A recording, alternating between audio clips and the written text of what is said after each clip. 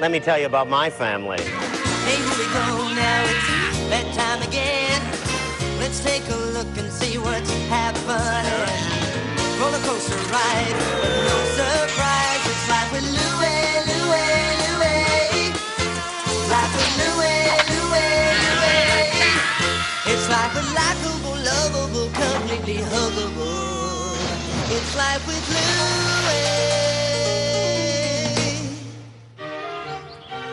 Like every other community in the country, my hometown was basically two towns. There was the rich Cedar Knoll and the not-so-rich Cedar Knoll. Sure, there was a difference, but me and my friends, we didn't care. The rich had their way of life, and we had ours. I was perfectly content with my place in the world. $7.50. Until the day I discovered my friends were a rung or two above me on the social ladder. A horn? What do you need a horn for? You were blessed with a big mouth. Use it. I'm sorry, Louie. We just don't have that kind of money lying around. But all my friends have new horns. Well, if all your friends had new motorcycles, would you want one too? Well, yeah. That backfired. Should have went to clown school. At least I would have got a horn there. So, little Tommy, big birthday coming up, huh? That's right. The big 05. You're coming to my party, aren't you? Of course. Hey, here's the thought. Why don't you ask Mom and Dad for a new bike horn for your birthday? Then give it to me. Hey, here's a thought. Not a chance. Well, it was worth a shot. 8 years old, hornless. What kind of a life is this? Louie, I've been thinking about this whole bike horn issue. Really? This is something you need for safety, right? Absolutely. Your father and I talked last night, and we decided you should have this, Louie.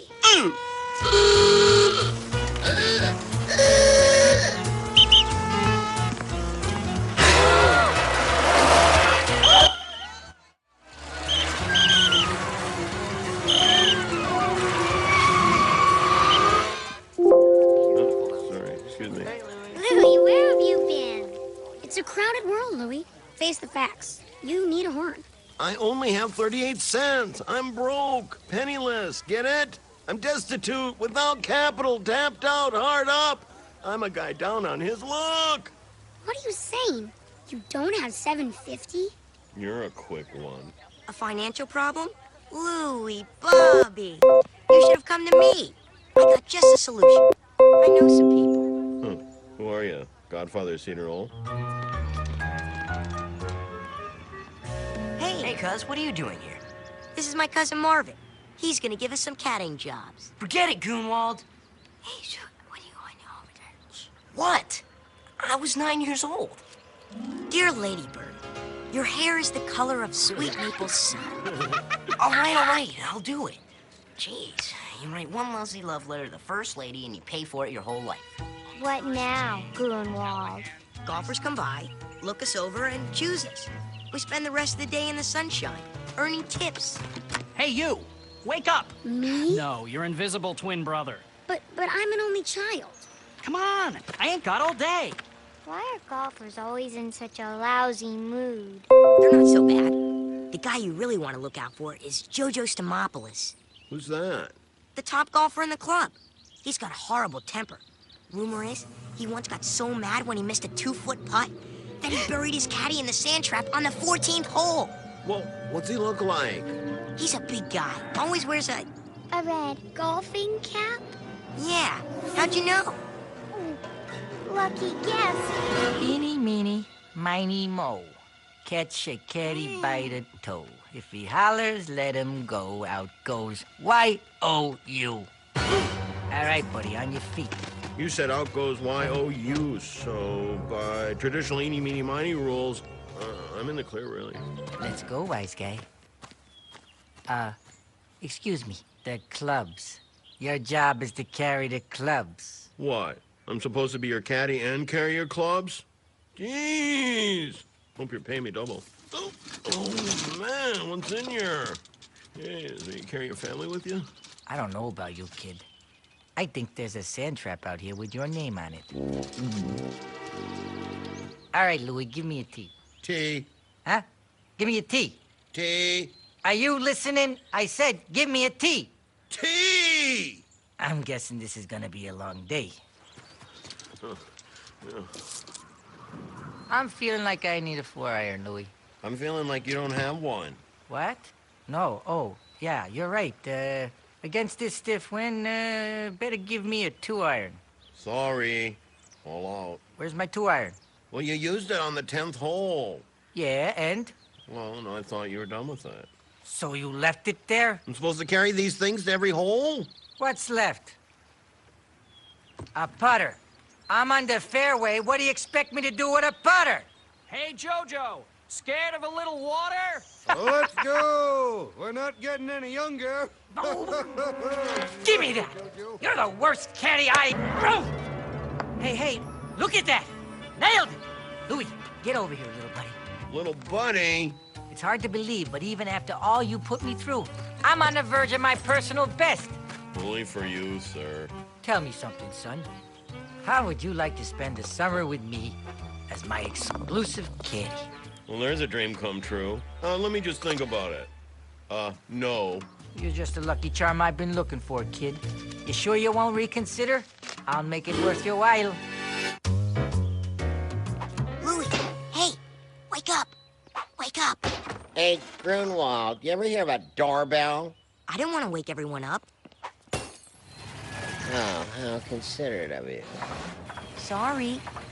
Louie, let's go. The bike store opened at 9. Sorry, Goon. Gotta work today. Go buy one for me, would ya? You can keep the change, kid. Sure, Louie. Hey, who wants ice cream? So I joined the working world. My job title, full-time Lucky Charm.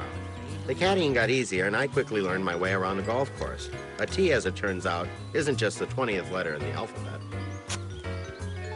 The wind's at your back, Mr. Stomopoulos. I think you might want to try the 4-wood.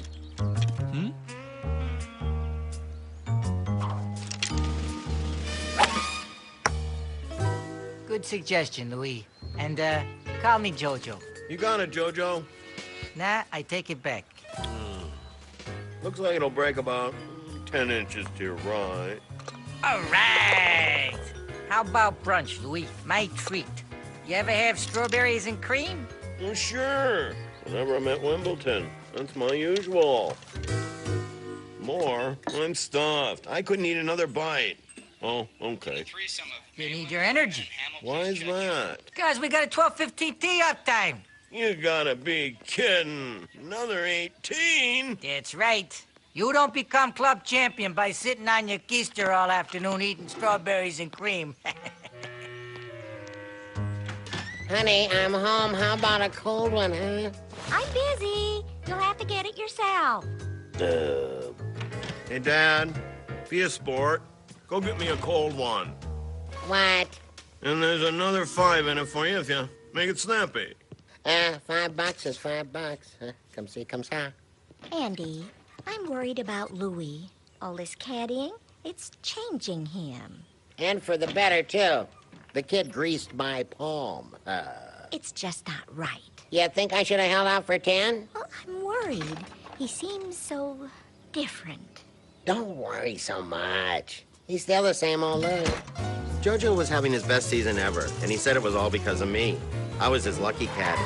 So he let me have full use of the club. Hey, don't scratch this. Anything I wanted, I could just charge to his account. Officially, I was still an employee. But I felt like a member. Louie, you want to toss the pigskin around, kid? Sorry, Dad. No can do. I'm on the clock. Louie, light of my life, favorite son. Want to watch the Night Sniffer Marathon? Eat some pizza and donuts, huh, kid? Love to, Dad, but someone's got to bring home the bacon around here. Huh? What am I, chopped liver?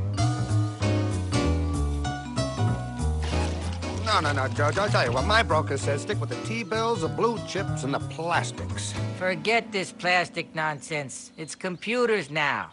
My guy gave me the inside word. A company called IBM. I'm telling you, Dad, computers. They're the wave of the future. Jojo says so. Thanks for the tip, Louie. I'll invest my nest egg. Hey, honey, how much in my nest egg, huh? $3 and, 2 oatmeal delights. Computers. That's a real growth industry. Never heard anything so ridiculous. When did you get so concerned about making money, Louie? Jojo says the way to judge a man is by the size of his wallet. Jojo says a lot, doesn't he? Mother, how come we don't have strawberries and cream for breakfast? Well, because they're too expensive. Jeez, everything's too expensive for you guys. No strawberries and cream, no eggs Benedict, no hot tub in the bathroom. Louie, that's enough. Hey, Tommy, give you $5 if you run down to the deli and pick up some lox. I'm busy. My birthday party guest list. Second draft. Psst. Hey, I'll do it for 10. Andy. Henry, pull in here. Do me a favor, Louis. Give my car a wash. I thought I was off duty. You're not off duty until I tell you you're off duty, understand? See this? This means I own you. Now don't skip on the elbow grease. Yes, sir. Get him, yeah! Take this! Hey, you guys, come here. What the heck's going on? Oh! We got him, yeah! What is wrong with you guys? I'm working. You're always working, Louie. We never even see you anymore. Sorry, guys. Jojo says I shouldn't waste my life hanging around with immature kids who are never going to amount to anything. No offense. None taken. Yeah. Why should we be offended by that? Because he said we were immature and won't amount to anything. That was sarcasm, toddler. Oh, yeah. Sarcasm. Yahoo! Happy birthday to me! Remember, Louie, Tommy's birthday party starts at noon. Sorry, Mother. I'll be on the 10th tee at noon.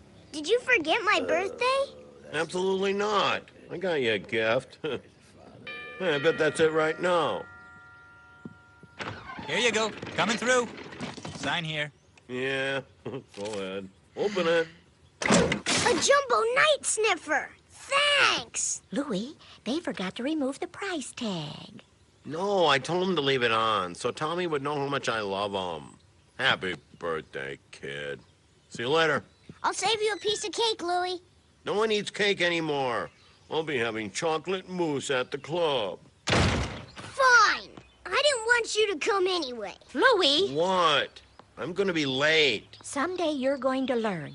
There are some things in life that are more important than money. I know. It's just that it takes a lot of money to buy all those things. Ciao, Mother. Hey, guys. You caddying today? What is going on? We figured a big shot like you needed a bench all to himself. Yeah. We're not mature enough to sit with you. That was sarcasm, in case you didn't notice. Watch this. The wind caught it. Louie! Hey, Louie! What do you think? Huh? Oh, nice shot, Mr. Stomopoulos. Come on, Louie, let's talk. It's getting dark. Moving in on my territory, huh? That's it. I've had it. You mean you're finally going to tell Louie he's got to quit his caddying job? No. I mean, I'm taking up golf. That kid's having too much fun. Good morning, sir. Going to a carnival?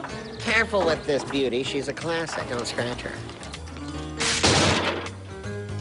Can I help you? Yeah, where do I tee up? Are you a member? You know who I am. I'm Louie's dad. Yes, and I'm sure Louis, whoever he is real proud. Andy Anderson, right? I couldn't help noticing the family resemblance. I'm Jojo. Looking for a game? You can play with me. My treat. Now, let's go find you a caddy. I've got one in mind. Louie, how hard can this choice be? I'm your father. Louie, who's been paying you all summer? Louie, who's been feeding you your whole life? Think about responsibility, Louie. Loyalty, Louie. Who's your friend? Who's your pal? Never mind that. Who created you? Out of nothing. Well, your mom helped a little. Wise choice, son. Oh, traitor. first tee, we have Anderson and Stamopoulos. Hey. All right, Grunwald, you're with me. Oh, happy day. I just gotta loosen up the old swing. This could take a while, Louie. Hope you brought a book. Hey, Dad, try keeping your head down this time. I've been playing this game since before you were born. Who do you think came up with that keeping your head down idea? Ha-ha! See that? Now, that's a beauty. Wild shot! What kind of sap would park so close to a golf course? You did, Dad. Ooh, that felt good. This is it. I'm clinching the title today. Louie, break out the bubbly. Louie? Don't Louie? dance in your shoes so much. Bend your knees. Pendulum motion. People pay you for this kind of advice?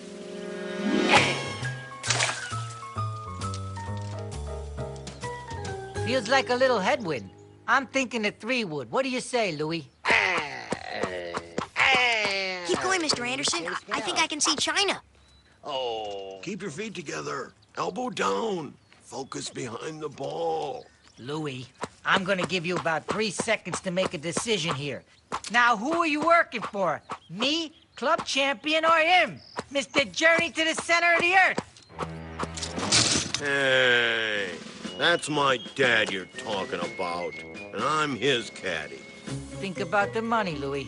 Don't work for me, you don't get the money. A smart person told me once, there's some things in life more important than money. Oh, yeah? Name one. Dignity. Here, Dad, let me show you how this is done. Just for the record, Mr. Stamopoulos, I totally disagree with Louie. And so with my expert caddying, I was able to turn Dad's terrible golf game into a terrible golf game that caused less property damage. Think you might want to adjust your grip? You sure you don't want the 5-wood? Here, kid, take this and start digging a hole in the sand trap on 14. Hoo-ha! I clinched it! You see that, Louie? You're looking at this year's club champion. Guess I don't need you anymore, huh? Guess not. You know what I think, Louie? You weren't lucky at all. It was me all along. I was the one with all the luck. Jojo Stopanopoulos, the luckiest man in the... Oh, that hurt. Who did this game with a piece of cake? Nice shot, Dad. You kidding? That was nice caddying, son. You're a natural. So, how much do I get for helping you up? Louie, I got a confession to make. I know your old man looked like a pro out there, but the truth is, that was my first time golfing, kid. You don't say. Thanks for helping me look good, Dad. You're a great son. Dad, you don't have to tip me. It's not a tip. That's your share of the profit. Profit from what? That stock tip you gave me. I only had enough for one share, but the crazy thing skyrocketed and then split. Thanks, Dad. Computers. There's a passing fad if I ever heard of one.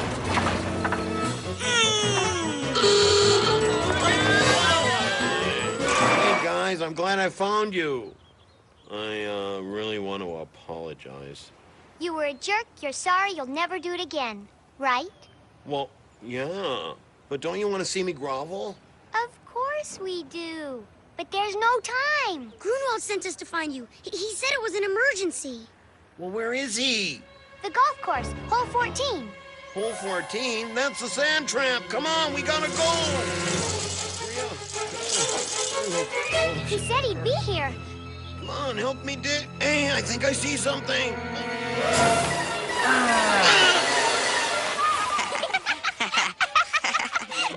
You scared me to death. That's for calling me immature. Well, trick like that, you certainly proved me wrong. You got some sand in your hair. Let me get that for you. Hey. Let's get body slam! Let's go stand down his pants. Sand pile!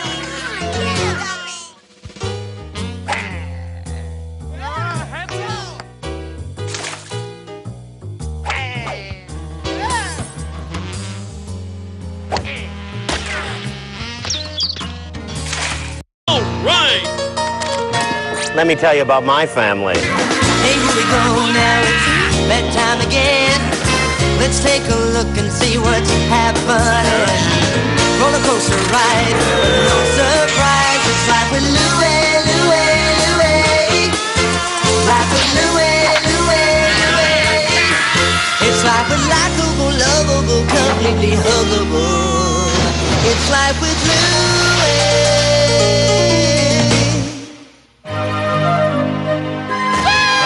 Summer vacation. For most kids, it meant freedom from the tyranny of the school year. For me, it just meant more tyranny. Hey, Loogie! Know what time it is? I don't know, 3:30? Wrong! It's Noogie time! But it was Noogie time at lunch today. Duh! How dumb can you be? We're in a daylight savings Noogie time here. It's summer! Must have forgot to turn my clock back. Fortunately, there was one escape route from Noogie time, and I knew where to find it. I was going to summer camp. 4 weeks of unadulterated Glen free bliss.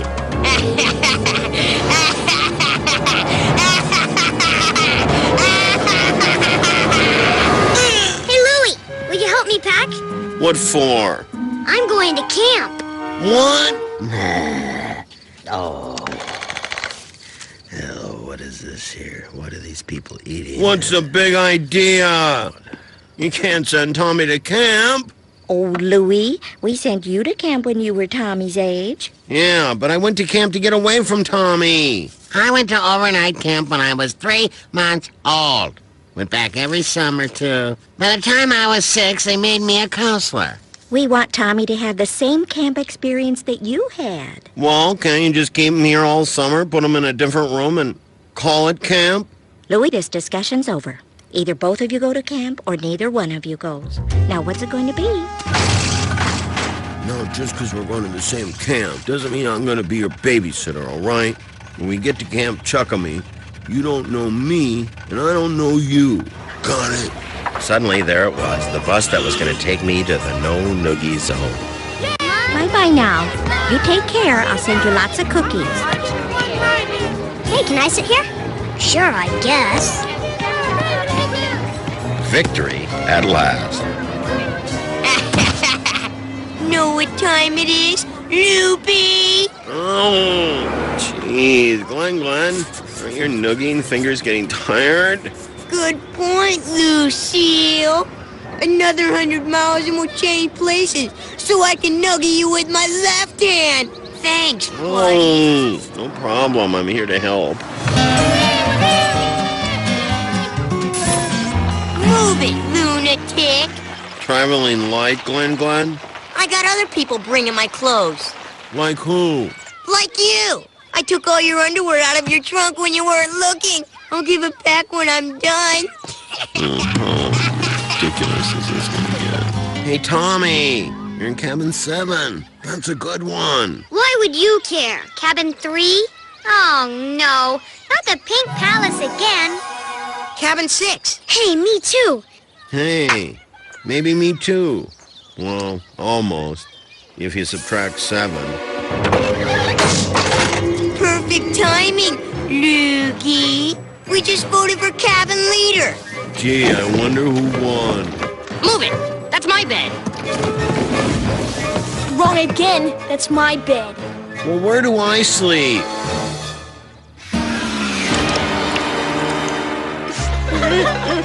I want to go home.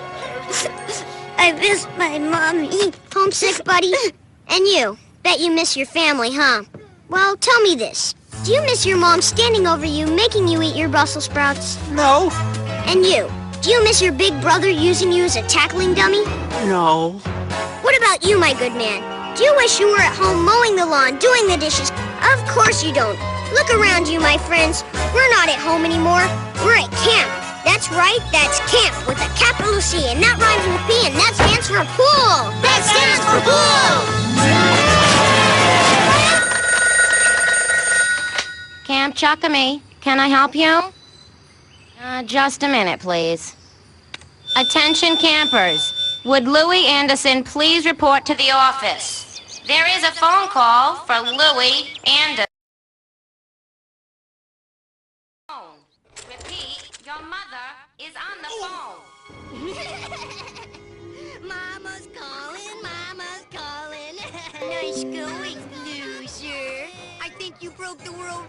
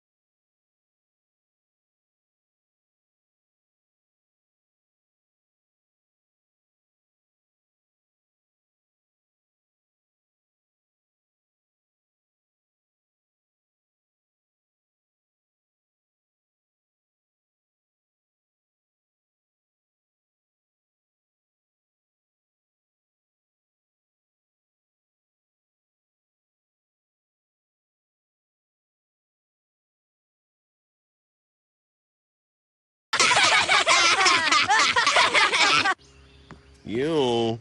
I thought you were the switchboard operator. Hey, I'm multi-skilled. What's the problem? Swallowed shaving cream. I think it gave me an ulcer. You better send me home. Nice try. Now get out of here. Of course you'll remember how to swim. All right, kids. Today we practice our dives. Any questions? Yeah. What if you misjudge the depth of the water and we end up hitting our heads on the bottom of the lake? Oh, come on now. That's just negative thinking, Lonnie. Louie! Go on, Lonnie. Explore! Hey, look what I found. What is it? Jeez, it looks like a sail. Looks like a parachute. Hey, Give over it here. back. Keep away, keep away. All right, swim time's over. Everyone out. You too, Lonnie. I'd like to stay in if that's all right with you. I'm, having too much fun exploring. There you go, Lonnie. That's the right attitude.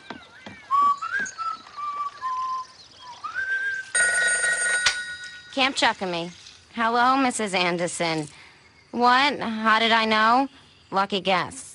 Hold on. I'll see if I can find him. Louis Anderson, please report to the office. Your mother is on the phone. Again. Feeling frowny? Feeling naked. Don't look at it as naked. Look at it as unencumbered by the restraints of the real world. Okay, what's on your mind, champ? I want to go home. I hate camp. We don't use that word here. Nobody hates at Camp Chucky. We can dislike things, and if we really feel strongly, we heartily dislike. But we don't hate. I heartily dislike camp. I heartily dislike having my swimming trunk strung up on a tree. And I heartily dislike you. Now you got it.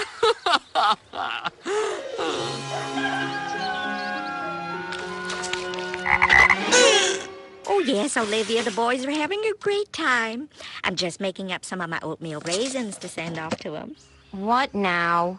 A frog licked my head. Think he gave me flesh-eating virus. Better send me home. Nice try. Get out of here.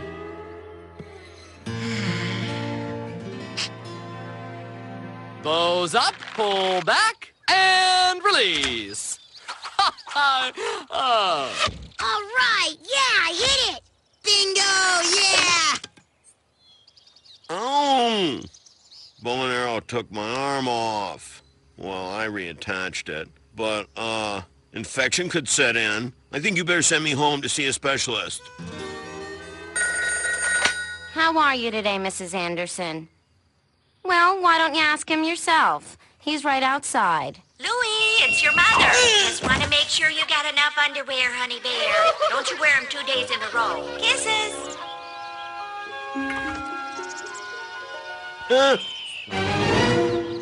I only had one more week at camp to go, but I knew I wouldn't last another minute. It was time for me to make a break for it. Time to run. Time to catch the Midnight Express out of Camp Chucky. Lonnie, you're just in time for the nature walk. Unfortunately, the Midnight Express derailed moments after departure. We're using the buddy system today, Lonnie. Oh, no, not him. I'd rather have an out-of-buddy experience. Yeah, forget it. I'm not gonna be Loogie's buddy. What we have here is a great opportunity for you two to work on your cooperation skills. So, you're tying us together like animals? That's negative thinking. I'm uniting you with a bond of trust. Come on, toddler. I'm coming all right. I can't go as fast as you. How are those cooperation skills coming, boys? Peachy! We got a system. He drags me, and I get dragged. Perfect! Stop, please. Falling. Please stop. Hey, what's the big idea? We're resting. What are you talking about? I've been doing all the work. I've been dragging for the last mile. Is it my fault you can't keep your balance? Hey, where is everyone? It's too quiet out there. How's a person supposed to get any rest without... Louie hung me on the doorknob. Tommy buried my favorite socks. Oh, you missed the boys. Now, maybe I miss hearing their voices around. And maybe I miss seeing their faces here and there. But it's nothing a tape recording or a photograph couldn't take care of, huh? Uh-huh. More cookies for the boys? Huh. Yep. How you sending those, U.S. mail? Well, I was thinking about it, but you know, you can't always trust the mail service. You got that right. I just wish I could have someone I trust deliver these cookies. Andy, maybe? Fine. Twist my arm. I'll do it. Geez, you don't have to browbeat me like that. Oh, nice going, Lulu. You got us lost. What are you talking about? You were leading the way. This way. All right. We'll flip for it. Heads, we go your way. Tails, we go my way. Okay, but I don't have a coin. Who said anything about a coin? I'm gonna flip you. Let's just go your way. I can't find my brother Louie. Oh, don't you worry there, little fella. We were using the buddy system. See, the beauty of the buddy system is this. Buddy number 1 gets lost. Buddy number 2 brings him home. Buddy number 2 takes a wrong turn. Hey, who's that over there? It's buddy number 1. See, it's flawless. Oh, yeah? Well, what if both buddies get lost? Hey, Lukey, you know what time it is? I know. Noogie time, right? No, really. What time is it? I don't know, about 4:30 or 5. You mean it's gonna be dark soon? You're not scared of the dark, are you? You better keep it to yourself, Lulabelle. This gets out, I'm gonna have to pound you. And just for your information, I'm not scared of the dark. It's the lack of light that bothers me. That was that turn on. Where are my tax dollars going? This one is terrible. This way, Louie. Where are we going?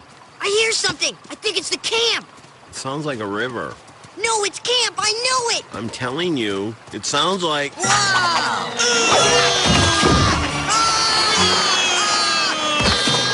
Hello, it's Ora Anderson. Don't say anything. I'm not here. I'm not here. No, estoy aquí. No, not here. I'm sorry. Louie, he's on a field trip.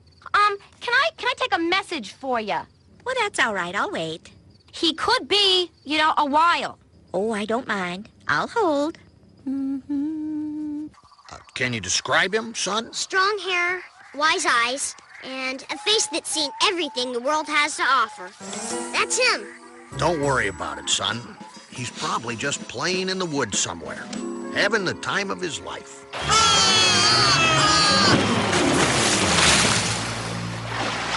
Oh, no. No river down here.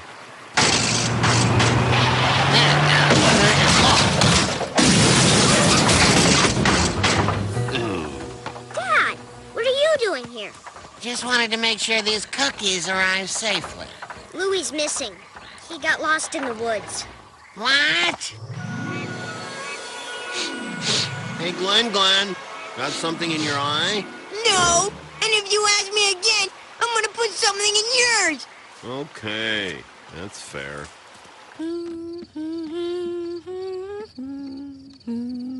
All right, people. Our fugitive's been on the run for 6 hours. Average foot speed for the kid is, well, he's pretty slow. I swear I could crawl faster than this kid runs. But anyway, I want a hard target search of every farmhouse, hen house, and house of donuts in a 12-mile radius. Your fugitive's name is Louie Anderson.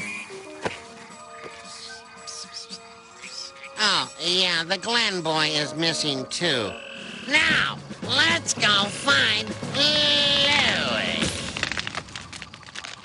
Glenn. What do you want, Loogie? Nothing. I just thought you might be hungry. You'd share your cookies with me? Well, not this box. Hey, Loogie. Yeah? Thanks. It's funny. I came to camp to get away from Glenn, and here we were, tied together, lost in the wilderness, on the brink of starvation. It was the most fun I'd had all summer. Hey, Loogie, don't you tell anyone I just said thanks, or else... I know, or else you'll have to pound me. You're not lost, Mr. Anderson, are you? You kidding? I don't know the meaning of the word. It means to be completely clueless about where you are. The camp is this way. I can hear it. See that? I know exactly where I am. I'm a walking globe. And now he's a rolling globe. Up and at 'em, Glenn. Mommy, my covers fell off and I can't find my nook. Well, that takes care of my nightmares for the next year. Come on, Glenn. What? Morning already? Let's go find your nook. Hey, look, it's them! Louie, Glenn, look! Over here! Louie! Were you scared? Not for a second. Did you see any bears? Only the one I was tied to. All right, you can stop worrying about it. I made it. I'm fine. No need for a welcome home party. Huh? What? Anyone? I swear, officer, I don't know where you're getting this.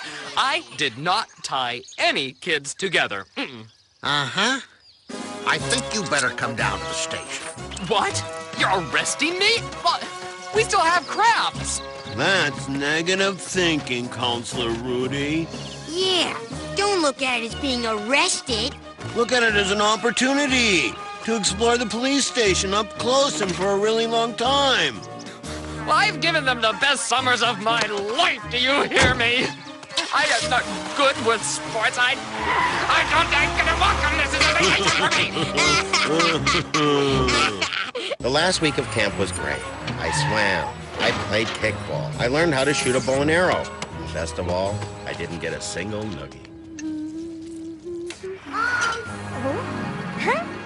During our ordeal in the woods, I guess Glenn learned to respect me as a fellow human being. Hey, Louie, know what time it is? About 3? Wrong! It's about 10 seconds till noogie time! 9, 8, 7, 6, 5, 4, 3, 2, 1. Oh well, I guess we all have our roles in life. And I couldn't expect Glenn to stop playing his. After all, he was so good at it. Special delivery from the phone company. All I ever get from the phone company is a bill. Yep, this is it. Oh. Aura! Just a minute, dear. I'm on the phone. Yeah, honey, hi. Your father. What do you have? How many fathers do you have? I just called to say hello. No emergency. No, pay the money when you can. No, anytime. All right. Let me tell you about my family. Hey, here we go now, it's bedtime again. Let's take a look and see what's happening. Roller coaster ride, no surprise. It's life with Louie.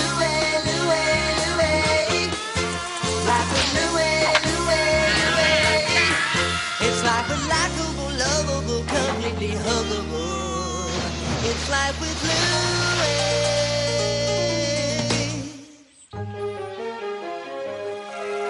You could say Grunwald and I met the day before we were born. And we've been best friends ever since. All right, honey, now smile for the kid. What? Don't throw anything at me, dear. Oh, easy. Our families grew up together. We shared everything. The good. Give me that. The bad. Help! The ugly. But like all friendships, ours would be tested by something unexpected, something known as Take your kid to work day. I've never heard of such a dumb idea in my life. What about sending your kid to work while you stay home and take a nap day? You know, you realize they're announcing a promotion today. Nothing like a little humiliating rejection to teach the offspring about the real world. I hope they announce my name so I can turn them down. That's right. Hey, Dad, do they have lunch at work? You kidding? It's the best part of the day. It's the only reason I go. All right! The Widget XR200, the finest widget in the Western world.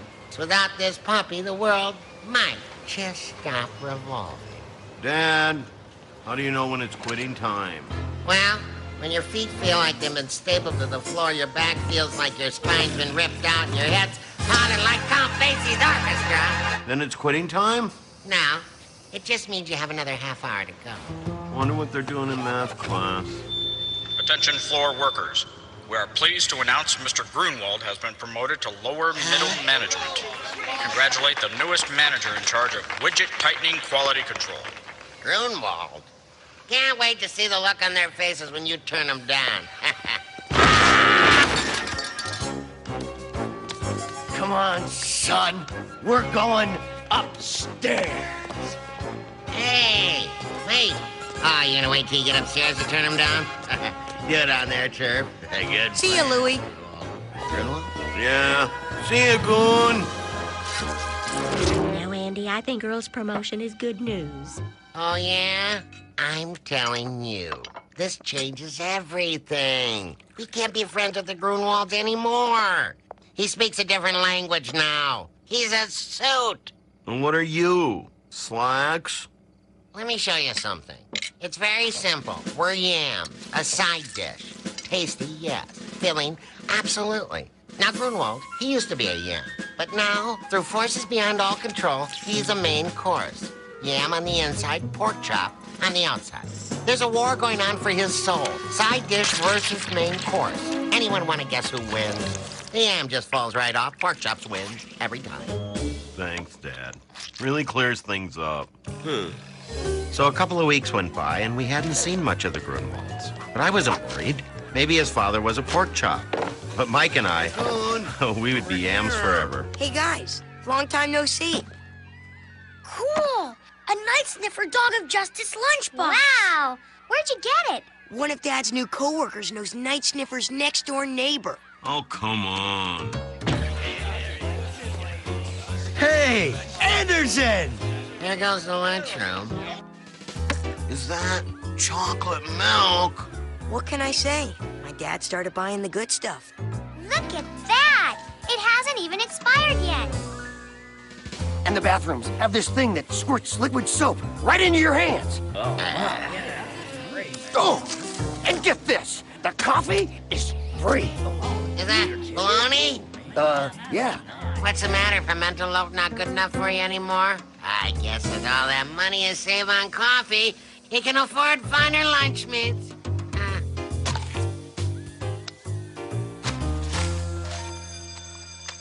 Hey, Grunwald, we're playing kickball on Saturday. You in or what? Thanks, but I can't. We're going skiing this weekend. So what? My dad takes us skiing every winter. Really? Oh, yeah. Aspen, the Rockies, Mount Rushmore. Skied down Lincoln's Nose once. Whoa. How come you never said anything about this before? I don't like to brag. You know how it is when people find out. Will you teach me to slalom? Can I see your trophies? You have trophies? This is great, Louie. You should come skiing with us this weekend. What? The truth is, I'm not such a good skier. But if an expert like you showed me a few things, I'm gonna call my dad. Maybe your whole family can come. Wasn't it nice of the Grunwalds to invite us to go skiing? I don't buy it. He's toying with us. He's the little people. Wants to see us squirm.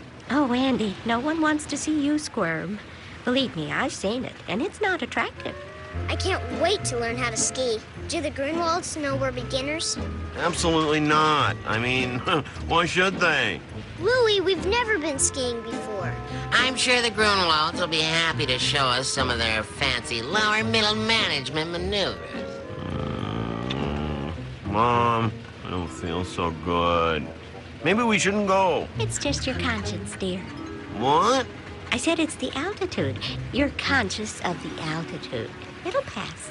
You know, Grunwald's been acting real strange lately. Keeps talking about something called a double spread eagle corkscrew. Like I'm supposed to know all those fancy upper-class beverages. Well, that's funny. Mrs. Grunwald keeps asking me about Aspen and Vail. I tell her aspirins for headaches and Vails for funerals.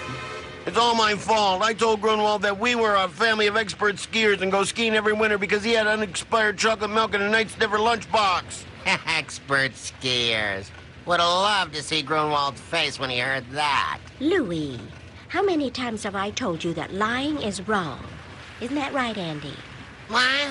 Oh, yeah. Yeah, lying's a terrible thing. As soon as we get there, you're telling the Grunwalds the truth.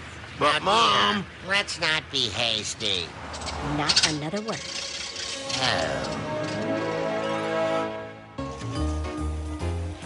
Now remember, Louis, as soon as we see the Grunwalds, you tell them the truth. That's right, the truth and nothing but the truth. Of course, nothing wrong with a little embellishment here and there. There he is. That's the kid I was telling you about. Boy, doesn't look like much of a hot dogger to me. Hey, Anderson! About time you got here. Didn't know you had an itinerary, Grunwald. I was just telling everyone how you skied on all 7 continents. Tell me, the glacier skiing you did in the Arctic, how does it compare to Everest? But I didn't... Wow, is it true they named one of the Italian Alps after you? You kidding? They named a whole mountain range after me. Ever hear that, Andes? Now, Aura, you must tell us all about the latest European ski fashions. Is it true? Imitation leg warmers are back? Louie's been skiing all over the world. Isn't that what you said? Oh, well... Yeah, we'll see how he does in the Junior Masters Cup. Oh, please tell me that's some kind of athletic supporter. No, it's a big ski competition. I signed you up so you can show these amateurs how it's done. Oh, great. Oh, no, you don't understand. I've never really lived in Europe. That's exactly how I feel whenever I'm there. Those stretch pants are fabu. You must tell me where you got them. It's just a simple polyester blend. Oh, it's what you do with it, Aura. Oh, love it when an underdog fabric makes a comeback. Once you've out-skied a giant Yeti on the slopes of Kilimanjaro, skiing the Rockies is as easy as taking a nap. For weeks, we've been wanting to go on a backcountry ski trip. Quite right. What do you say, Anderson? Care to lead the way? You kidding? I'm your man. Just call me Grizzly Anderson. Next contestant for the expert class mogul run, Iceman Anderson. Hey, they wanted a middle name.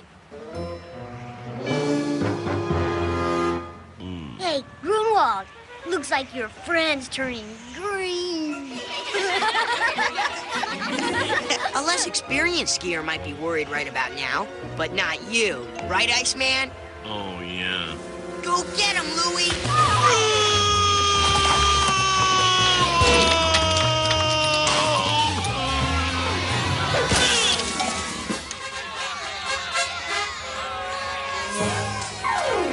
Oh, it hurts. Ah, the backcountry. Reminds me of the time I crawled across the Siberian tundra on my hands and knees. Lost 4 fingers to frostbite. Of course, they grew back. Had nothing to eat for a month, but snow, snow, and snow. Holidays and special occasions, we got slush. Anderson? And then, 3 weeks in, we discovered the snow and slush are the same thing. Almost had a mutiny. Please step off the lift.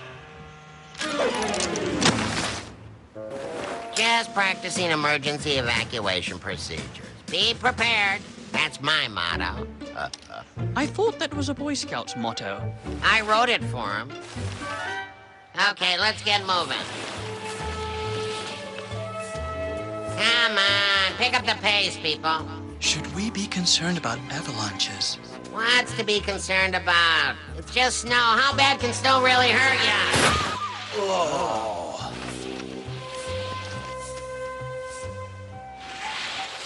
Woo! Mom, isn't this fun? Whoa, my. Not as limber as I used to be. Whoa! Aura, are you all right? Whoa! That was a doozy. No! Not your beautiful ensemble! Oh, it's just a tiny hole.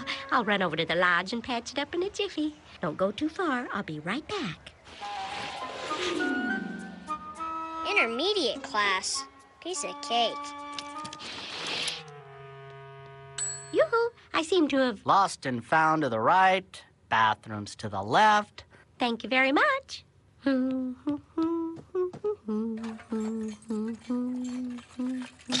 No, not quite.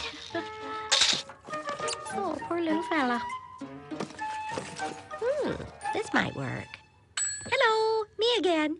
Listen, I found a glove, and, well, it's not mine, but could I just borrow it? Lady, that glove's been there for 3 years. You can have it. Oh, aren't you sweet? Bye-bye now. Nothing like a beautiful wilderness morning. Makes you want to sing at the top of your lungs. Anyone up for a round of Toreador? I'll start. Toreador, don't spin on the floor. Use the cuspadori. That's what it's for. Join in, fellas. What's the matter? Jack Frost nipping at your lungs? Come on, daylight's wasting. What does that sign up ahead say? It says, be quiet, avalanche area. Can't you read? I've just remembered. I have to call my stockbroker before the end of the business day. Cheerio. Me too. I've got lunch reservations at the Summer Lodge. You know, Anderson, I'm beginning to suspect you don't know what you're doing. Well, you can just kiss those negative thoughts goodbye, Grunwald. I'm in total control here.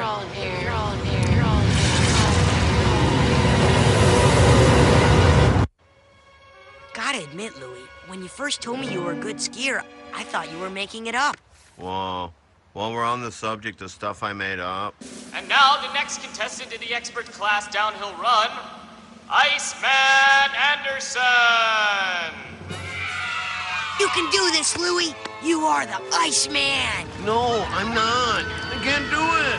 The truth is, I've never been skiing before. I thought maybe I could pull it off, but I can't. Hey, where did everyone go?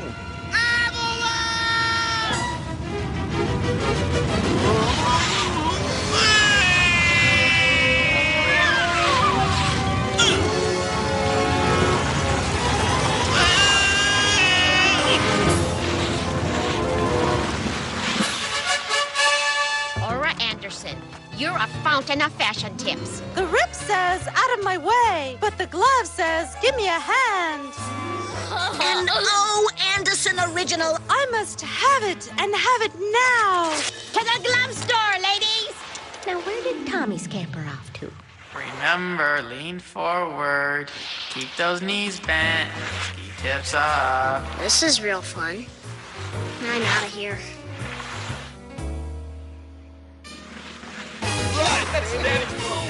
Nice job. All right, we've aced the first 2 events. This last one should be no problem. Why? Is it the sip hot chocolate in the lodge event? It's almost that easy. It's the Dead Man's Folly ski jump. Oh, look, there it is now. That's it. I quit. Iceman, what's wrong? I can't ski, all right? I've never been skiing before in my life. I don't ski. What are you trying to tell me here? Oh, you were bragging about your new lunchbox and your dad's job and stuff. So I made up all the junk about skiing. You made it up? If it wasn't for your stupid lower middle management chocolate milk, I'd be playing kickball right now with my real friends. Fine, go ahead. I don't need you. I've got new friends now. Oops, sorry.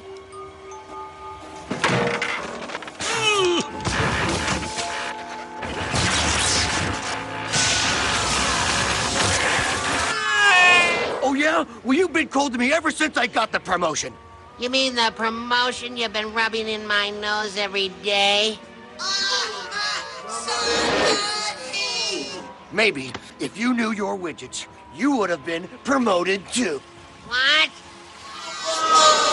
I know my widgets better than any man alive. Since I was 12 years old, I slept with a widget clutched in my fist. I legally changed my middle name to Widget. Yeah, Andy Widget Anderson. A-W-A. Why'd you do that? Was the name Nutcase already taken? We're getting Hey, hang on, kids. We'll save you.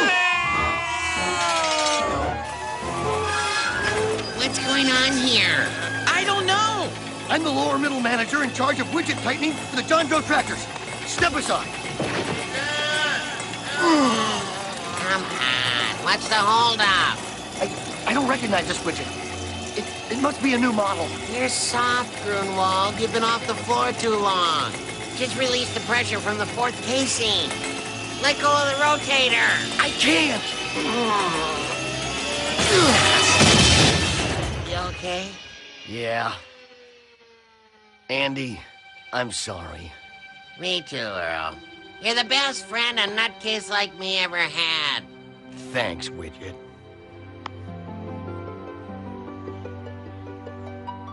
Sorry, Goon, for everything. No, I'm sorry. I was trying to impress those dumb kids. Friends? Friends. Come on, let's get out of here. Maybe they'll let us take the chair down. No, I'm gonna do it. Louie, really, you don't have to. I know. I want to. Out of my way, rookie. Hey. Yes!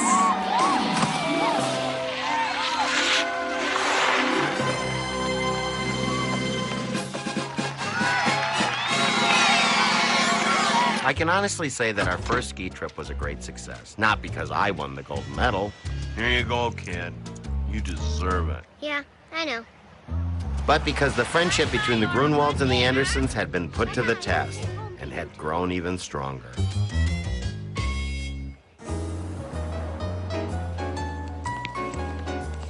Anderson? Grunwald, what are you doing down here? Company cutbacks. Lower middle managers in charge of widget quality control were the first ones cut. Well, well, well. Look who's here. Come to do some slumming, Grunwald? Hey! Who do you think you're talking to? Grunwald's the best widget tightener in the state of Wisconsin. First guy who made it off the floor in 10 years. Management obviously has no idea what they're missing. We're lucky to have you back. Come on! I'll buy you a cup of coffee. Well, what do you think? Overrated. So, kickball this weekend? Sorry, can't do it. Well, what is it this time, Goon? Well, ever since my dad changed back to his old job, he's had all this free time on his hands. He's taking us rafting this weekend. Really? You guys go on the best trips. What's the big deal? We go rafting all the time. Whitewater rafting?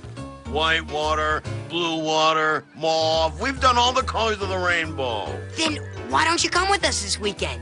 I'll go call my dad right now and let him know you're coming. See you on the rapids, Louie. Don't forget your helmet, Dad. My family goes over Niagara Falls every summer. This is the last time I bail you out.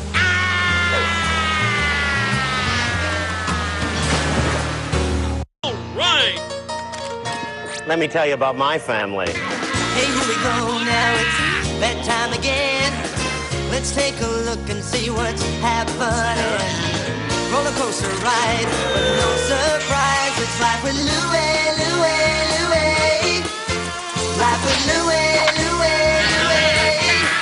It's life with likable, lovable, completely huggable. It's life with Louie. People in the Midwest grow up hating tornadoes. Oh. Not me. It was the tornado drills I hated. They always came at the worst possible times. Thanks, a lot, Louie. Hey! Court is in session. Quiet! They're finally gonna show his real father! We interrupt this broadcast. Come on! We have to go to the southwest corner of the basement. Back to Night Sniff! Bring the sniffer back. Now, if you all just follow me into the sample room. Finally, the reason we came here. Tornado drill! Just once, I wish we'd have a real tornado. Oh, Louie, a tornado is nothing to wish for. How do you know? You seen one? I remember my first tornado. Scariest thing I ever saw. Sent a dozen farm animals flying across 3 states. Wow, flying farm animals. A Canadian donkey landed in our bird bath. Yeah, right. Tommy, what's the matter with you? You in love or something? Yeah, and you better not tell anyone or else. Or else what? You'll spoon me to death? Can you help me out, Louie? I don't even know what to say to her. Sure. The first step is you gotta tell your big brother who the lucky girl is. Lunch Lady Newton? Gross. So what do I do? You keep that to yourself. Crush on the lunch lady? Jeez! Did I hear right? You have a girlfriend? More like a woman friend. Well, if you like her, you just go right ahead and tell her. Tell her? That's what people do when they like someone. They show each other how they feel. Oh yeah, just like Dad. Your dad's more of a romantic than you think. These are the letters your father sent me during the war. What do they say? There were a few complaints about the food and getting shot at, but mostly he wrote how much he loved me. He did? Well, me and General Patton. Can I read them? Certainly, but please put them back when you're done. Your father doesn't know I saved them, and he wouldn't be too happy if anyone else saw them. Okay, Mom. Ora, Ora, Ora. You're the girl I adore. You're my sweetheart for a Shora. Pretty as a Gabora, and I couldn't love you more. Ew, mush!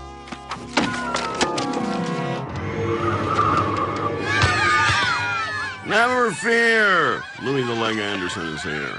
Come on, Louie, you can do it. Sure you can do it, Louie. Just put your weight into it.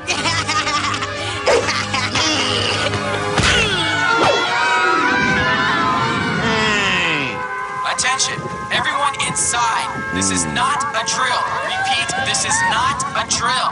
The way I figured it, this might be the only chance to see a real tornado. Besides, the tornado had destroyed the only home run I kicked in my life. It owed me. Here, tornado!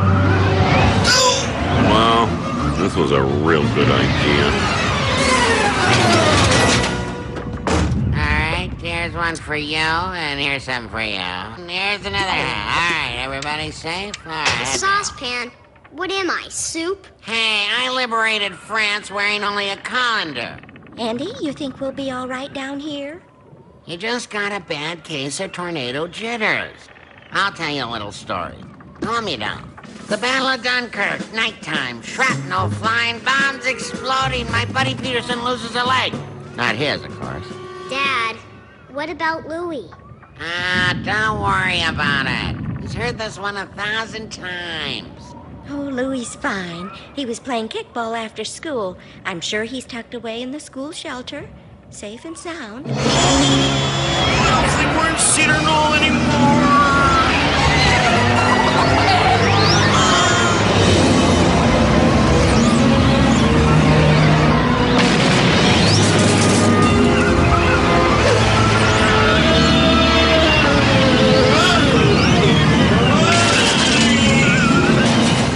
Mayday, we've been hit. Move it out, troops. Where are you going, Andy? To check on my Rambler. Don't worry, Dad. It's in the garage. I don't remember putting it in the garage. Louie, we were worried about you. How'd you get home so quickly? I got a lift. Cool, just the way I left it. Well, everything looks ship-shape in here. Oh, honey, we didn't have a skylight put in recently, did we?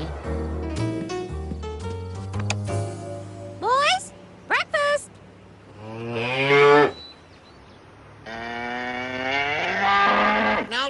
chow, Aura. We've been hit. Gotta reinforce the bunker here. Louie! Where's Louie? He said to tell you he's not gonna make it. No breakfast? I'm not hungry. Are you sure, Louie? It's French toast. I think I can. I'm gonna do it. I'm gonna do it. I can do it. I think I better call school. Anderson, how'd your house survive? Lost a shingle here and there, but nothing 5 minutes with a hammer can't fix. What's going on? Is there a run on 2x4s or something? Hey, Ruthless. Just the guy I'm looking for. That's me, here to serve. What can I do for you? My wife's birthday is coming up, and I'm not sure what to write on her card. How does this sound to you? My love for y'all is stronger than the chow in the mess hall. Sap wrote that. Not that it's particularly poorly written or anything. Wait, maybe I can help you out. My love is more powerful than all the gunpowder in the hay bomb. Deeper than the deepest latrine. Hey, let me see that. Hang on. I've got the pick of the litter. I love you like the honeybee loves his honey. Signed, Andy. There must be thousands of Andys. It's addressed to Aura. So, the guy was clearly overseas. And in some countries, Aura is a very common name. Fess up, chump. You wrote these letters. Letters? I didn't have time to write letters. In case you forgot, when I was overseas, I was too busy defending my country. Fighting in the trenches, sleeping in the mud. Oh, every night when I sleep in the mud, I think of you, my little rosebud. Doesn't prove a thing. All right. Give the guy a break. Thanks. Just put it on my account. Sure thing. Now, would that be under Anderson or... Fuzzy Wuzzy? Traitors. Your mother tells me you're scared to come outside, Louie. Is that true? No, that's the dumbest thing I ever heard. I'm just spending some quality time with me. All right, Louie, let's try something else. I'm going to hand you a drawing, and I'd like you to tell me what you think it is. A fresh, beautiful apple pie. Cruelly demolished by a tornado. A brand new bike. Crushed to bits by a tornado. I have no idea. Either your son has been badly frightened by the tornado, or he's inherited some bizarre paranoid behavior. Does anything like that run in your family? Oh, no. The letters, Aura. The letters. My letters have fallen into enemy hands. Well, not now, dear. Principal Halloran is just explaining what's wrong with Louie. It's called tornado-induced agoraphobia. Louie's in complete denial, and he won't be able to step outside until he confronts his fear of tornadoes. That kid's moving out when he's 18, whether he likes it or not. Fortunately, I have developed a special 11-step program that is guaranteed to cure him. How does it work? First, you write me a check for $200. Then, I schedule frequent sessions with your son at an additional cost of $75 apiece. And finally, we put Louie through my one-of-a-kind tornado simulator for a supplementary charge of $360. Thanks a heap, Doctor, but I think we'll try our own 3-step program. Step 1, you leave. Step 2, I cure Louie myself. Step 3, you leave. But that was step 1. Well, you're still here, aren't you? See, that's why I mention it twice. Andy, are you sure you know how to handle Louie's problem? You kidding? I dabbled in the psychiatric arts. I studied with Freud. My platoon nicknamed me Head Case. Don't you worry. I'll fix Louie. Now about those letters. Honey. Dear. Honey. Tommy, you remember the letters I showed you. How could I forget? I still haven't regained my appetite. Well, the funny thing is, they seem to have found their way into the neighborhood. Do you know how that happened? Let's see. Off the top of my head, a big tornado came and blew everything all over the place. You think you could try to find them? Save your breath, Dad. I'm not talking. Louie, did I ever tell you the most important thing I learned in the war? Duck? Even more important than that. I learned it's okay to be afraid. Here's a little trick that General Patton himself showed me. General Patton was afraid of stuff? Well, no, nothing scared that man. He was a rock. But he taught the rest of us to write down our fears on a piece of paper. Brilliant, Dad. Let's give it a try. I'll go first. Let's see. My fears. I'm afraid of, the dark. I'm afraid of Brussels sprouts. I'm afraid of the garden hose coming to life and strangling me in my sleep. Your turn now, Louie. Go ahead. I don't know what to write. I'll help you out. How about you start with the letter T? Let's see. You're afraid of Toenails? No. Tortellini? You keep working on it. I got every confidence in you. My Fears by Louis Anderson.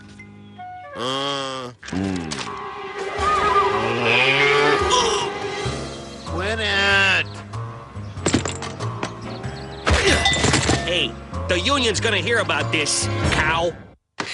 My love is like a mountain stream, ever flowing to you, my great lake. You want to come up here and say that? So long, Fuzzy Wuzzy. You can forget about your Christmas tip. All right, Louie, today's lesson is wind, our friendly friend. This should be educational. Now, most wind is totally harmless. A breeze can blow a sailboat across a lake or cool you off on a warm day. See? Feels nice. The point is, Louie, wind is good. Wind works. Wind is right. Wind will save you. Dad? What? Fan! Huh? Oh, well, that's an example of bad wind. Lesson's over. Well, here's lunch, boys. What, peanut butter and jelly again? What happened to the tuna casserole we had last night? Well, our guest was hungry. Hey, that's mine. Mr. Brown, I'm here to collect my dad's letters. Oh, your smile is the sun, your eyes the stars. I love you as much as my old cars. Aren't you the sweetest? And the final letter is... Why? Tornado. What's a tornado? Hurry, hurry, hurry! Step right up. Only 25 cents to see the one, the only, amazing flying cow. Hey, what are you doing? That's my cow. Says who? It's in my tree. All right, Buster. You're gonna have to move it out. You know what you're doing? You're exploiting a defenseless creature. Yeah? What's your point? It's wrong. That'd be like me saying, hey, come see the agoraphobe, only $1. I want to step. Hey, I get 10% of the game. Once again, Mr. Sensitive to the rescue. I want to grow old with you. We make a lovely pair. I'll love you to the end of time or till I lose my hair. That was your best one yet, Dad. All right, Louie. Since you're missing so much school, I'm gonna fill in today. Lucky me. 2 dairy cows graze peacefully in the meadow.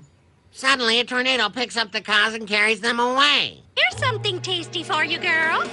For crying out loud, Aura! Yeah, Mom. What about us?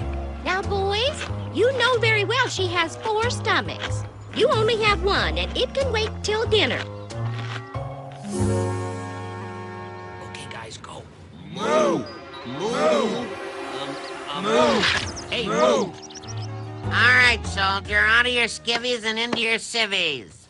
You know those comic books you love? With that, mouse that fights crime? You mean Night Sniffer? dog of justice? Yeah, that's the one. I just saw the newest issue down at the market. All right. Could you pick one up for me, Dad? Sure. Hey, wait a minute.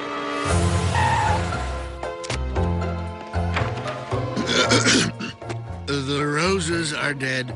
The violets are fake. My love for you is as strong as my breath when I wake. Hello, Dolly? You know, I thought the cow might like a piece of chocolate cake. Would it be rude to serve milk with that? Chris,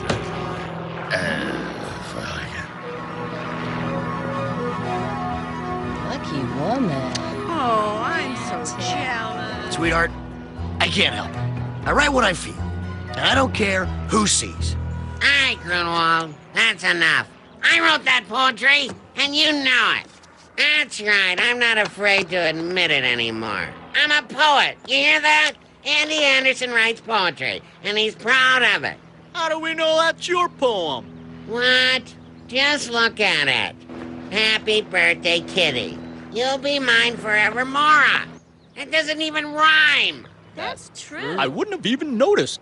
I wrote that for Aura 20 years ago, and I don't mind telling you I feel the same way today. My sweet Aura, Aura, Aura. When I come home from the war, you'll be mine forevermore. And I'll let out Aurora, shouting, Tora, Tora, Tora. Oh, fuzzy wuzzy. It's a thought that counts.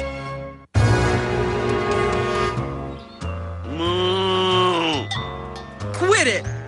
What? What's your problem anyway? Same as yours. I'm stuck. You can leave that room any time you want. No, I can't. I'm scared. Of what? Tornadoes. Big deal. Who isn't? I hated to admit it, but the cow had a point.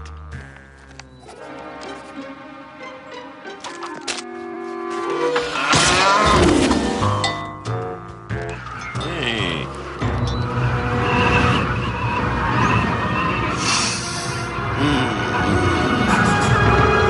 This just in. Cedar Knoll is bracing for another tornado. This is not a test. Andy, boys, there's another storm on the way. Dad, your list, it worked. I'm real happy for you there, Louie. Andy, have you seen Tommy? His bike, it's gone. I'll go after him. I'll go with you. Turkey tetrazzini, shepherd's pie. I love your linguine and your roast beef on rye. Extra mashed potatoes, pudding on the side. Hey, Mrs. Newton, you're the apple of my eye. Tommy, what are you doing? Telling Mrs. Newton how I feel about her. That's what people do, you know. Not during tornadoes, they don't. Come on. Hey, wait for me, you deserters.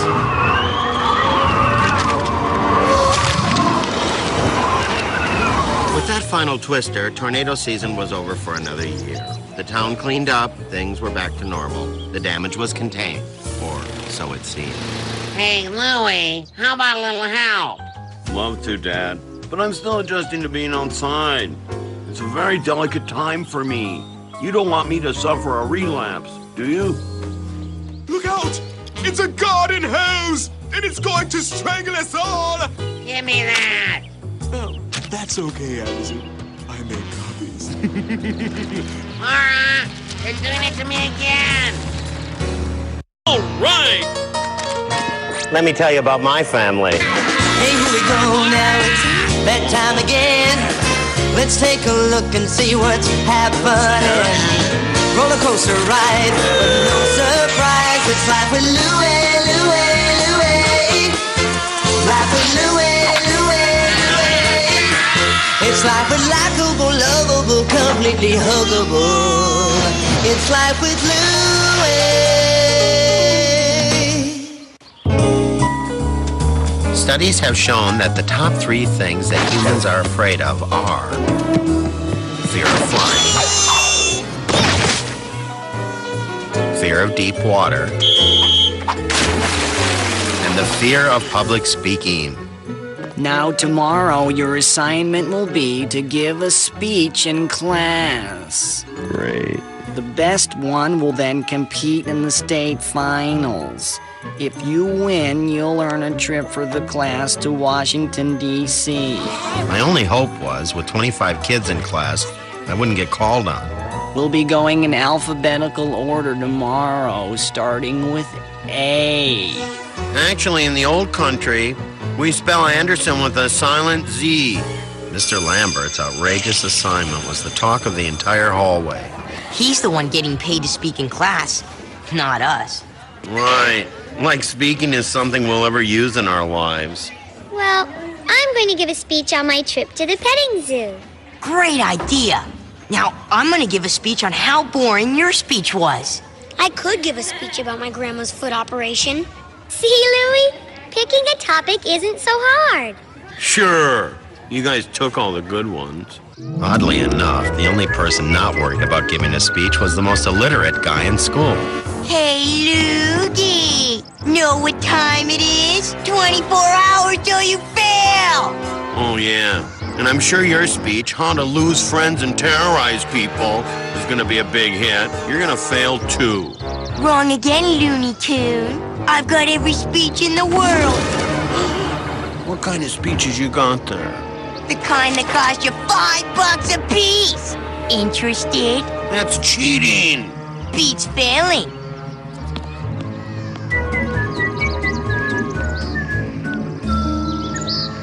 Come on, Mom. Can't you sign my note? To whom it may concern. Louis has nothing nice to say, so we've asked him to say nothing at all. That's what you're always telling me. Oh, Louis, there's nothing to be afraid of. Public speaking builds character. Well, what's public humiliation do? Same thing. What's the matter there, speech boy? Mom won't sign my note. She says public speaking's good for me. Well, it certainly helped your brother sit out when he had to appear before that judge. Led to a lighter sentence. But I don't know what to speak about. Give me that. You're not going to sign it? No. Even better. I'm going to give you your topic. My hero? Who's that supposed to be? Moi. That's a topic for an award-winning speech right there. Uh-huh. Thanks for nothing. Anytime, kid. You want nothing, I'm your man. I didn't get any sleep that night. All I could think of was, well, nothing.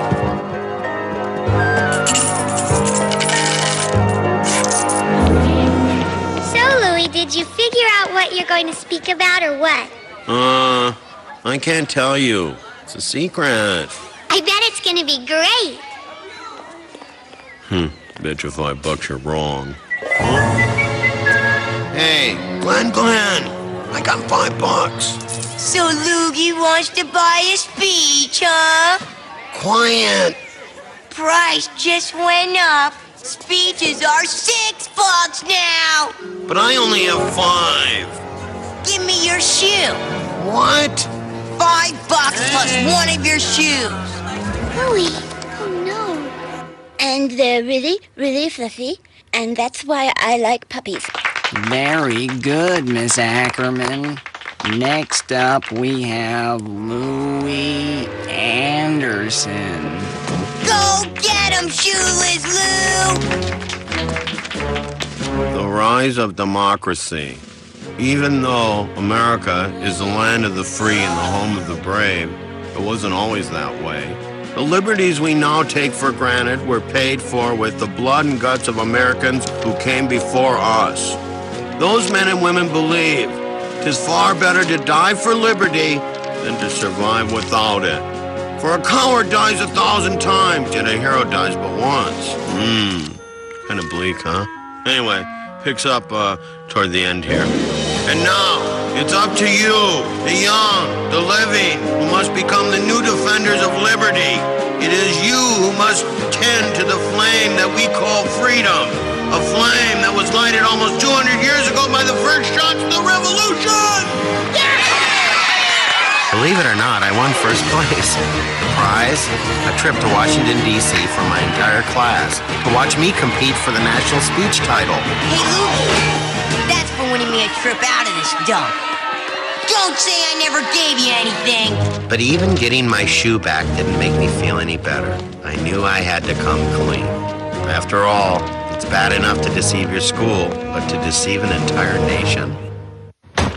Excuse me, Principal Halloran? Yes, my little star pupil. I need to talk to you about my speech. See, those words I said were... Wonderful. No, I mean the words were... Glorious words, Louis. Awe-inspiring. Louis, let me show you something. What do you see? A swamp? Right. But with the prize money you win in Washington, here's what I want to build. The Superintendent Halloran Memorial Pool and Playground? But I thought you're just a principal. For now. But after you win in Washington, I expect I'll be promoted. After all, I groomed you. Anyway, about this whole Washington, D.C. trip, I don't think I can go. See, my parents don't even like when I cross the street without them. Well, that's the best part. I've already asked one of your parents to chaperone the trip. You what? Which one? Bye-bye now. Be good. Should be like old home week down in D.C.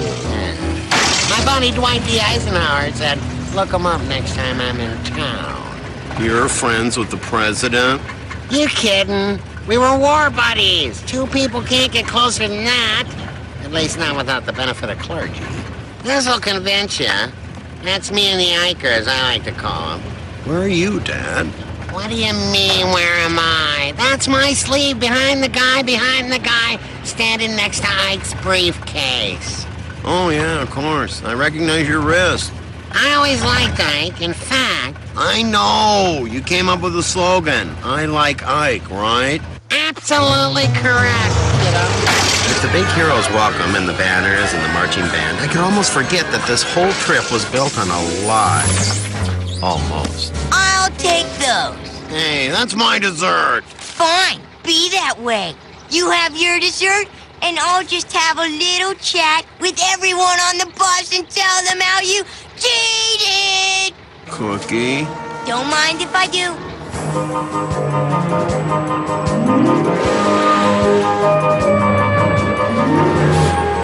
All of our regional speech winners get master suites like this. Louie, can I be your roommate? Louie wants me to room with him. I'm staying with Loogie. And I get the bed, too. Where am I supposed to sleep? There's a tub. You got a problem with that? You don't want me to tell, do you? Tub's fine with me. We had a full day of sightseeing before the big speech competition. Of course, there was only one site Dad really wanted to see. All right, people. My good buddy Ike's waiting. Fall in line now on the QT. ASAP, get on the BUS if you want to SEE the VIP. People, huh? Let's go, kids. On the bus. Who says we shouldn't have women in the military? Louie, over here. We saved you a seat. Fine, sit with your new friend. See if we care. He's not my friend. Yeah? Then why are you spending so much time with him? Because Glenn's not such a bad guy. He's got many fine personality traits. Oh, like what? He's quite witty and good-looking. And he's really, really smart. Our first stop was the White House. Dad was sure we were going to be invited to lunch with the first family. We weren't. We had to take the tour like everyone else. In here, you will find a display of gifts given to the president by various world leaders. And that concludes the tour. Thank you for visiting our nation's capital. Exit to your right, and please watch your step. Hey, wait just a second, lady. Where's the big guy? The Iker? You mean the president? Unfortunately, the president himself is not a part of the tour. Oh, I'm on to your game. Everyone wants a tip. Gotta grease the wheels. The president is speaking at the FBI this morning. See that, Louie? Just like I told you, you don't get that kind of inside info unless you're free with the cash. Right. Or unless you read the paper. What? The president's itinerary. Tuesday morning, FBI building. Hey, give me my $1 back. And here we have the largest file of fingerprints in the world. Over 1 zillion separate fingerprints, each print taken from a single criminal finger. Now, to show you how we fingerprint the lowlifes, I'll need a volunteer.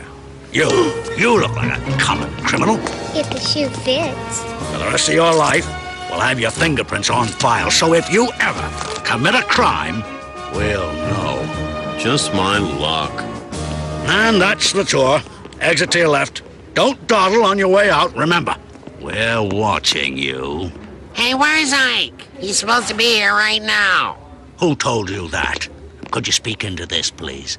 The newspaper said he'd be here. Typical newspaper lies and propaganda. Thank you for coming, Mr. Anderson. Exit to the left. Hey, how'd you know my name? We're the FBI. We know everything.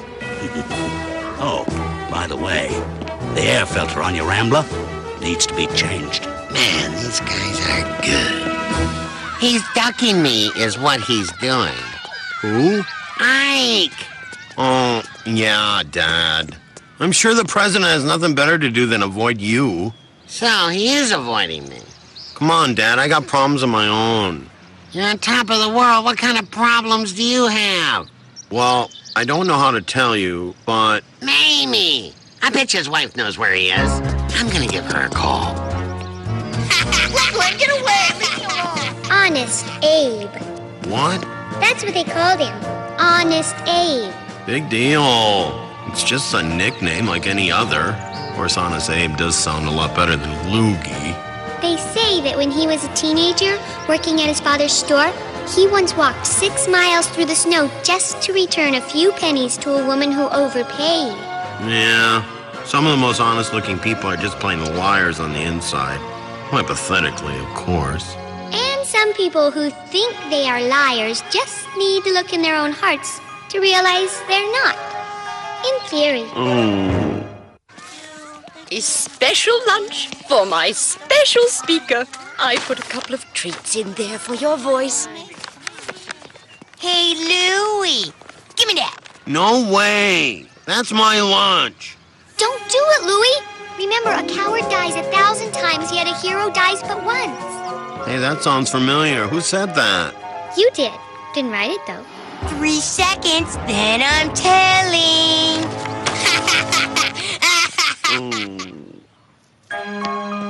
I had to face the truth. No one was ever going to call me Honest Louie. I was nothing but a liar. A hungry liar. Hey, Louie, how about after lunch, you give me a ride over to the speech contest? But I don't drive. Who said anything about driving? Watch it, kidneys. Giddy up! Living this lie was becoming unbearable. It was time to consult a higher power. I'm gonna call Mom. Are you crazy? That call's gonna cost you a fortune. No, it's not. I'm reversing the charges. Hello? Mom? There's something I need to tell you. Oh, Louie, I am so proud of you down there in Washington. Mom, listen. You may not realize this, but you're also a role model for your brother Tommy. And to honor you, we're baking you a cake. But Mom, I gotta tell you. A cake? What flavor? One day the phone company's gonna own every one of us. Hey, is that Cookie? Cookie Anderson? Well, what do you know? If it isn't old Dwight D. Mom, Dad's talking to the President of the United States. Well, sure, they're war buddies. Didn't he show you that picture? Hey, how's that war wound of yours? Anderson here was the best cook we ever had till he got his Purple Heart by burning his keister on a ladle. That wasn't just any ladle. That was stainless steel. Still have the scar. Here, take a look for yourself. Move me. Ow! Get over here. Wait a minute. There's been a mistake. We're buddies. Ike, say something. Louie, what's all that racket? Sorry about the mix-up, sir. No problemo. Could happen to anyone. You all right, Dad? Sure. Once they realized I wasn't some nutcase, they let me go. Let that be a lesson to you, Louie. Always tell the truth. But, Dad, you told the truth and you still got beaten up. That's lesson number 2. When you're around a world leader, always keep your pants on. And that's why I feel corporal punishment is the answer to just about everything. Thank you. Bye, American, and good night. I was speaking next, and I still didn't know what I was going to do. Next up, from Cedar Knoll, Wisconsin, we have Louie Anderson. Go get him, big guy. Remember, Louis, the Halloran Memorial Pool and Playground. It's up to you. Ladies and gentlemen, honorable judges.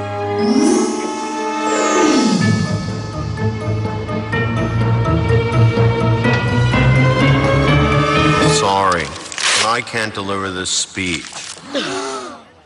It's all because of something my dad told me this afternoon. My dad said, always tell the truth. And the truth is, I paid for that speech. And then I lied, and I passed it off as my own. I'm not going to tell you who I bought it from. You better not or off! Oh, man! Stupid, stupid, stupid, stupid! All I can do is tell you I'm sorry and ask your permission to deliver a speech of my own. My Hero by Louie Anderson. A couple of blocks away from here, there's a memorial to Abe Lincoln, one of the country's heroes. While I was looking at it, I realized who my heroes are. They don't have any memorials, not yet, but they're still my heroes. They're my friends who stayed my friends even when they knew I was doing the wrong thing. My mom, who supports me no matter what, and of course, my dad, who supports me, well, most of the time. Sometimes if you don't do a good job on the lawn, he yells. Well, from there on out, it didn't matter what I said. What mattered was that they were all my words. Of course, my words weren't good enough to win me first prize, or second prize, or even third prize. But it wasn't important. Correction, it wasn't important to me. I'm proud of you, son. I knew you'd do the right thing. You knew about the speech all along? Of course I did. I may not look like the smartest guy on earth, but that's all an act. Well, how'd you know I was going to do the right thing when I didn't even know until 2 seconds before I did it?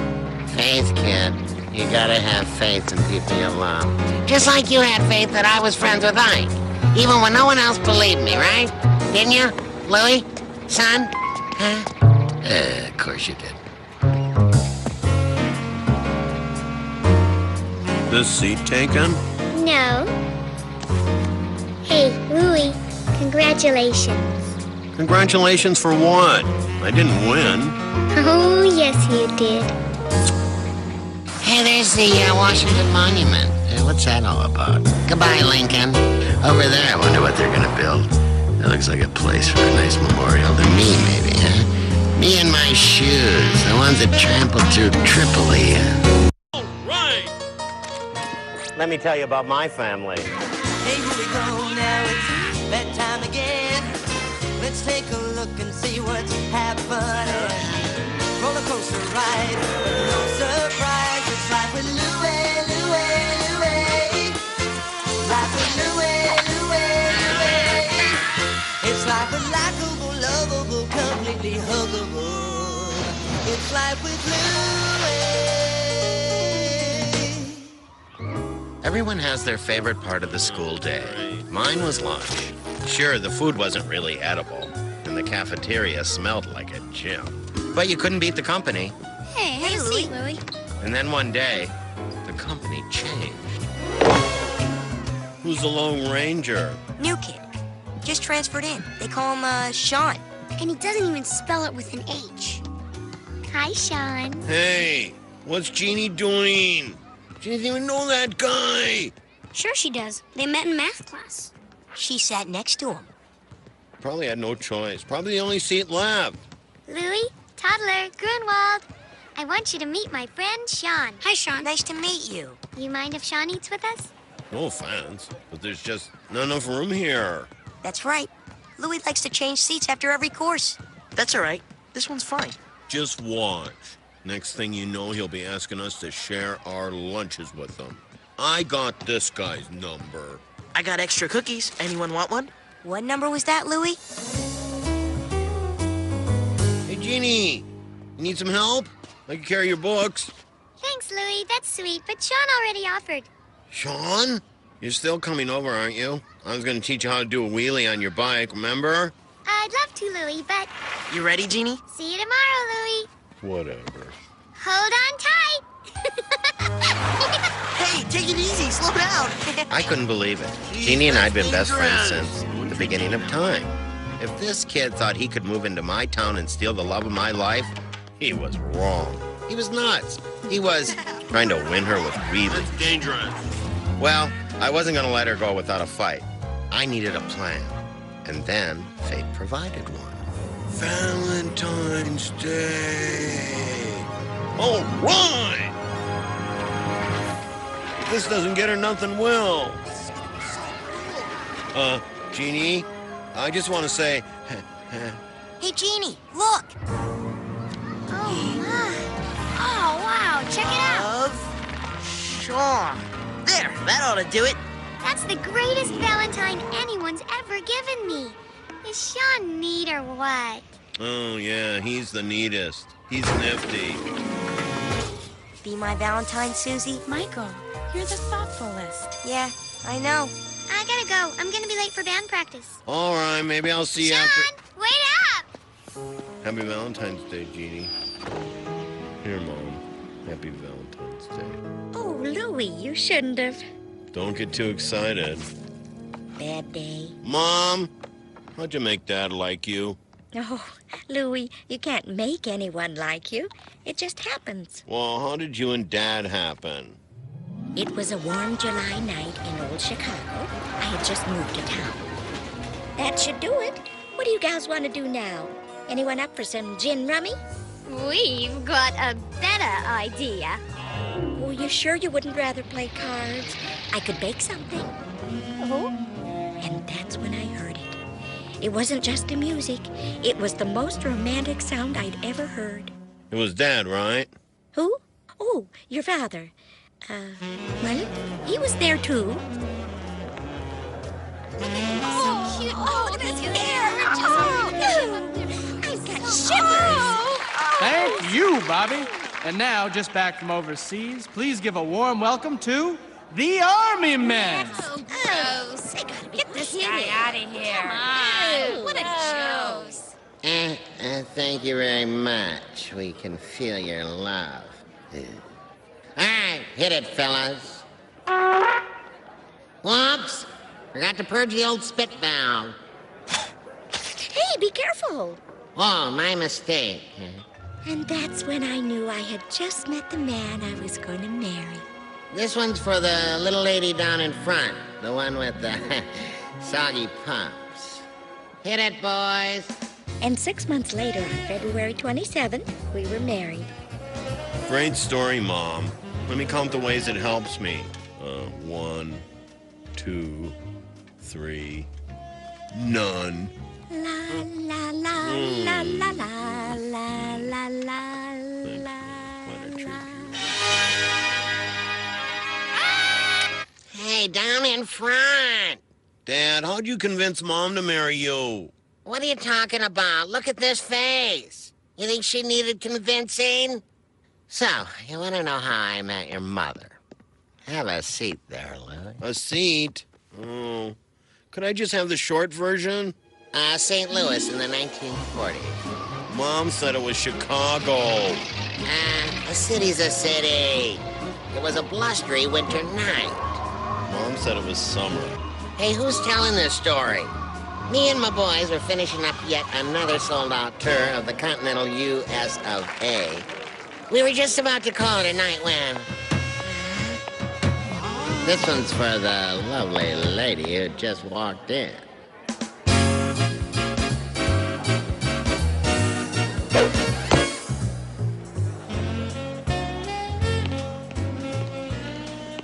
Want to dance? I'd be honored. Wait a minute. What about... Did you really dedicate that song to me? You know it, Dolphin. Dance? Love to. Dad. Dad.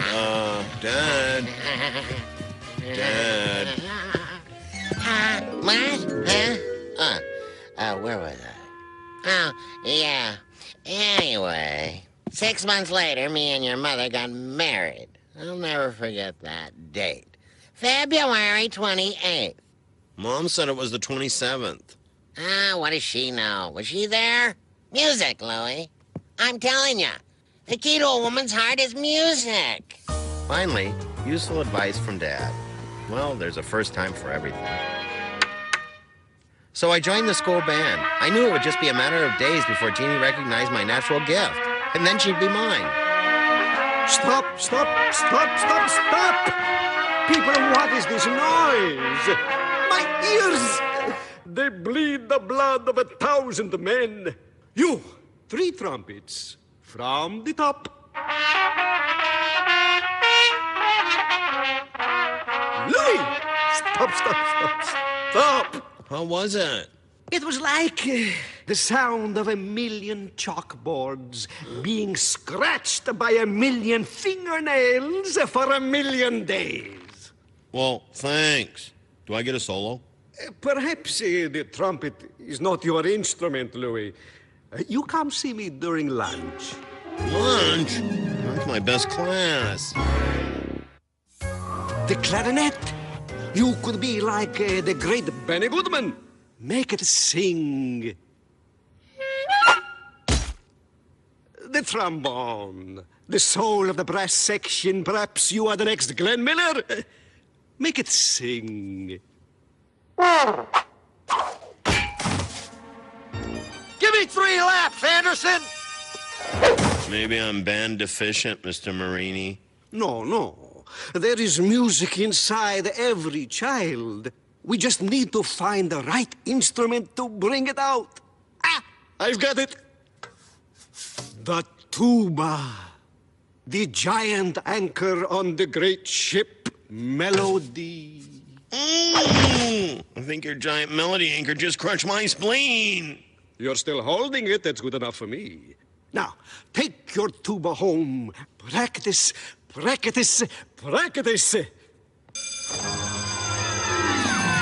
Just what I needed in life, another burden. Hey, Jeannie, want to come over and practice? Oh, Sean. Chubby tuba can't fit through the door. Why don't they just give me a baby grand to take home? Wow, if it isn't my little music man. Well, your little music man's going to bed. Aren't you forgetting something? Practice. You gotta practice your instrument.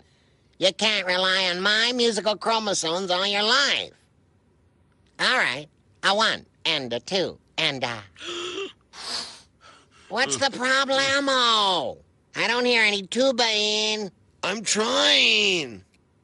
Come on, Louie, you just gotta blow. I am blowing. Keep going. You'll get it.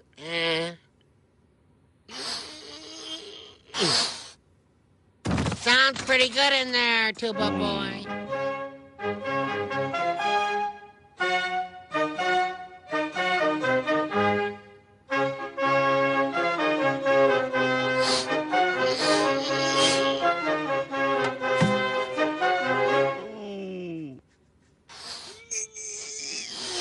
Time to work on your wind, kid.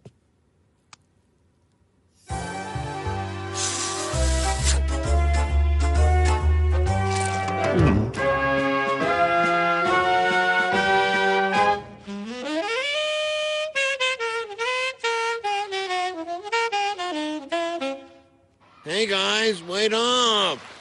Louie was there. He'll tell you. Where was I? In band today, didn't you hear Sean's solo? It was great. Tell him, Louie. You know, he improvised the whole thing. He's amazing. He's brilliant. He's gifted. Don't you think? That's Sean, all right. Greatly gifted. What a huge, colossal gift. A 1 and a 2 and a blow! When you're done with that, I got a flat spare in the trunk. You believe what you want, Andy, but we got married on February 27th. It was the 28th. I remember it like it was yesterday. What day was yesterday? Sunday. Wrong. Yesterday was Monday. All right, so I remember it like it was the day before yesterday. Why does our marriage certificate say February 27th? City Hall got it wrong. It was the 28th, and that's that. Don't tell me I don't know the day I got married. I don't forget my anniversary. I'm more accurate than the Farmer's Almanac. Andy, excuse yourself. Now that's what I call music. All right.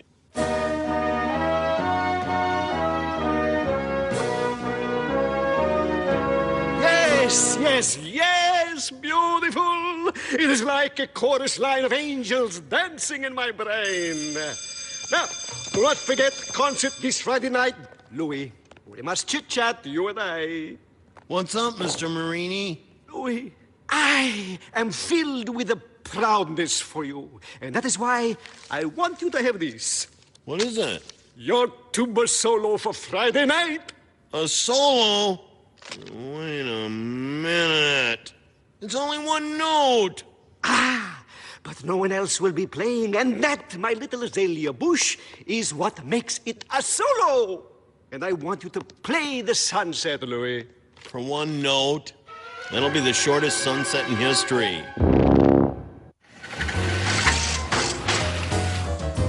Oh, great. As if living next to the guy isn't enough. I had no idea you were such a music lover. You kidding, Jensen? Music's in my blood. Well, I wish you'd keep it there. I've heard you singing in the shower. Ugh.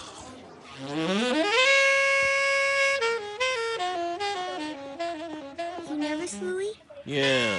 I'm nervous I might not stay awake until we get to my note. Well, I am. My whole family came. They can't wait to hear Sean's solo in the second piece.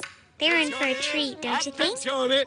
Take your seats, my little prodigies. It is time to share your genius with the world. Jeannie had one thing right.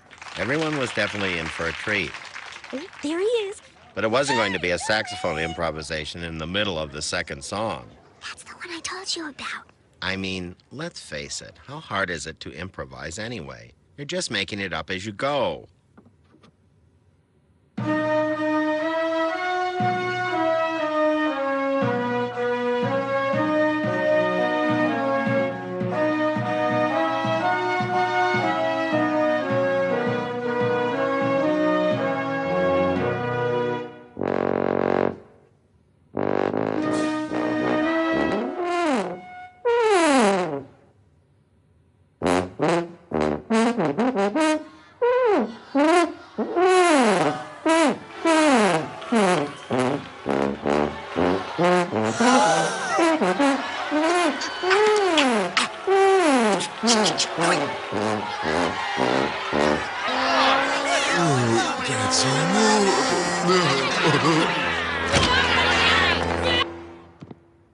Encore, encore! Play that one again, Louie. That's my boy.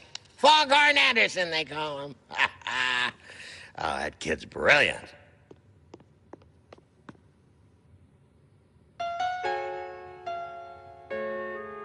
Here he is, Mr. Louis Armstrong. Get in, kid. We'll give you a ride home. Louie, you played very nicely. Yeah, everyone was talking about your solo. You guys go ahead. I'm gonna walk. Are you sure, Louie? Leave him alone, dear. You know, these artist types, they need their space. On the way home, I decided it was time for a mercy killing. My musical career had inflicted too much pain on the world, and it was time to put it to sleep. I would never play the tuba again. Can I come out now, Andy? Hold your horses there, honey. What's going on, Dad? We're celebrating, Louie. 19 years ago today, I talked your mom into marrying me. But it's only February 27th. You said your anniversary wasn't until the 28th. No, Louie. Your mom was right. Our anniversary's on the 27th. You want to know the real key to a woman's heart? Admitting you're wrong, even when you're not. And what about if you are? Say bye-bye, Dignity. You get down on your knees and you beg the girl to forgive you. Always works for me. All right, honey. Just about ready. Wait! I don't have a gift. Wrong again, Tuba boy. Here you go. Read it, learn it, and play it. Tommy, we're ready for ya. Hang on, I'm coming. Over here, boys. All right, Buttercup. You can come in now. Oh, Andy. This one's for the little lady down in front. The one with the soggy pumps. Happy anniversary. Hit it, boys.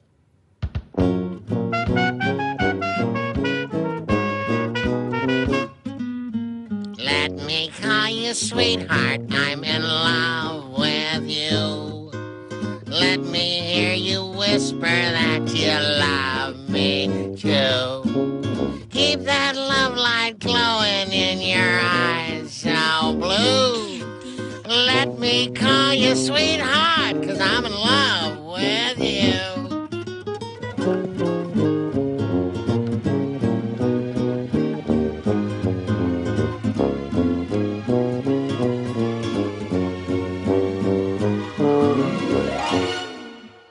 I knew I had to apologize to the school for what I'd done. But for now, it was time to try Dad's trick. Say bye-bye, Dignity, and beg for forgiveness. Jeannie! Hey, Jeannie!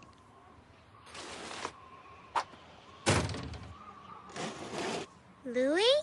What are you doing here? Do you know what time it is? Yeah. Time for me to do something I should have done hours ago. I wrote you a song. Just listen, please.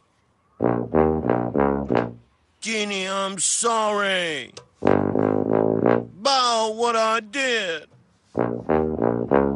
I wrecked the concert. I flipped my lid. Oh, Jeannie, try this on for size. Please forgive me, I apologize. Jeannie, I'm sorry. I was overzealous. I couldn't help it. I was so jealous. Oh, Jeannie, try this on for size. Please forgive me, I apologize. So what do you think? Louie, Yeah? I just have one thing to say. Jeannie, telephone. It's Sean. Will you tell him I'll call him tomorrow? I'm kind of in the middle of something here. What were you gonna tell me? Just this. Play it again, Louie. Jeannie, I'm willing to wait in line. If maybe next year you'll be my Valentine. Give me 3 laps, Andrew. Right. Let me tell you about my family. Hey, here we go now, it's bedtime again. Let's take a look and see what's happening. Roller coaster ride, no surprise. It's life with Louie, Louie, Louie. Life with Louie, Louie, Louie. It's life with likable, lovable, completely huggable. It's life with Louie.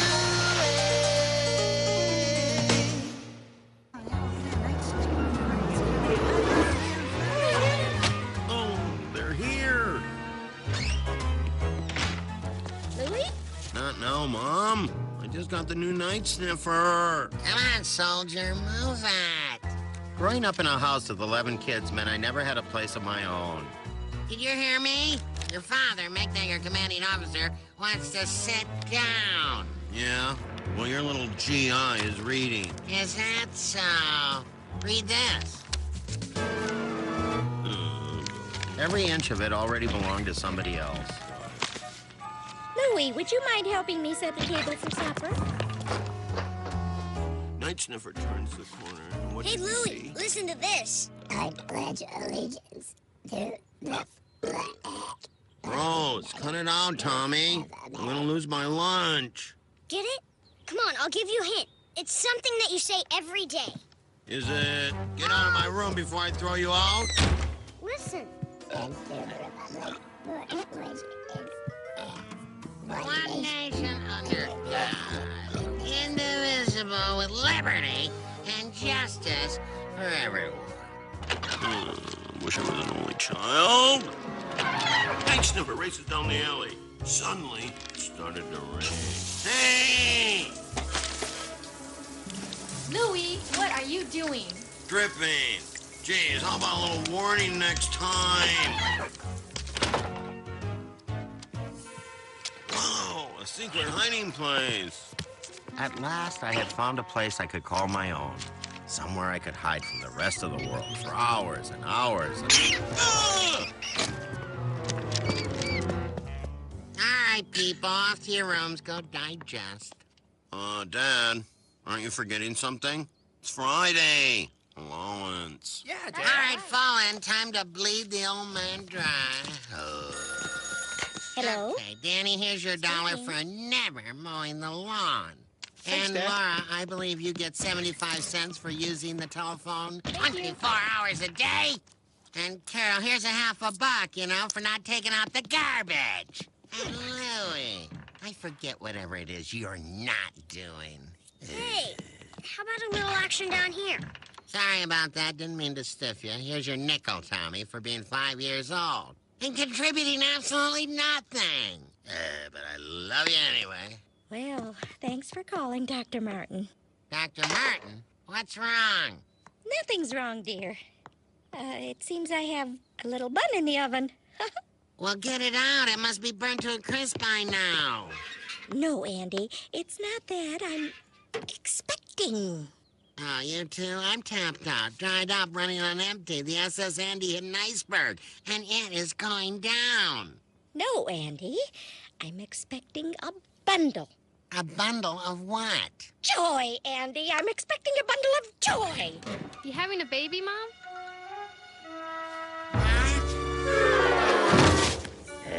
Just keep breathing, Andy. Keep breathing. Another one. Are you sure? That's what the doctor said. These barracks are busting as it is. We can hardly afford the brood we've got already. You count them lately? We'll manage. We always do. We'll just have to make a plan. Taken care of. I've got a plan. We'll get rid of one of them. I knew it! Oh, Andy, you don't mean that. Of course I don't. We gotta get rid of 2 or 3 of them to really make a difference. You always said you wanted your own dirty dozen. When you're right, you're right. Don't worry, Dollface. I'm sure I'll love the new recruit.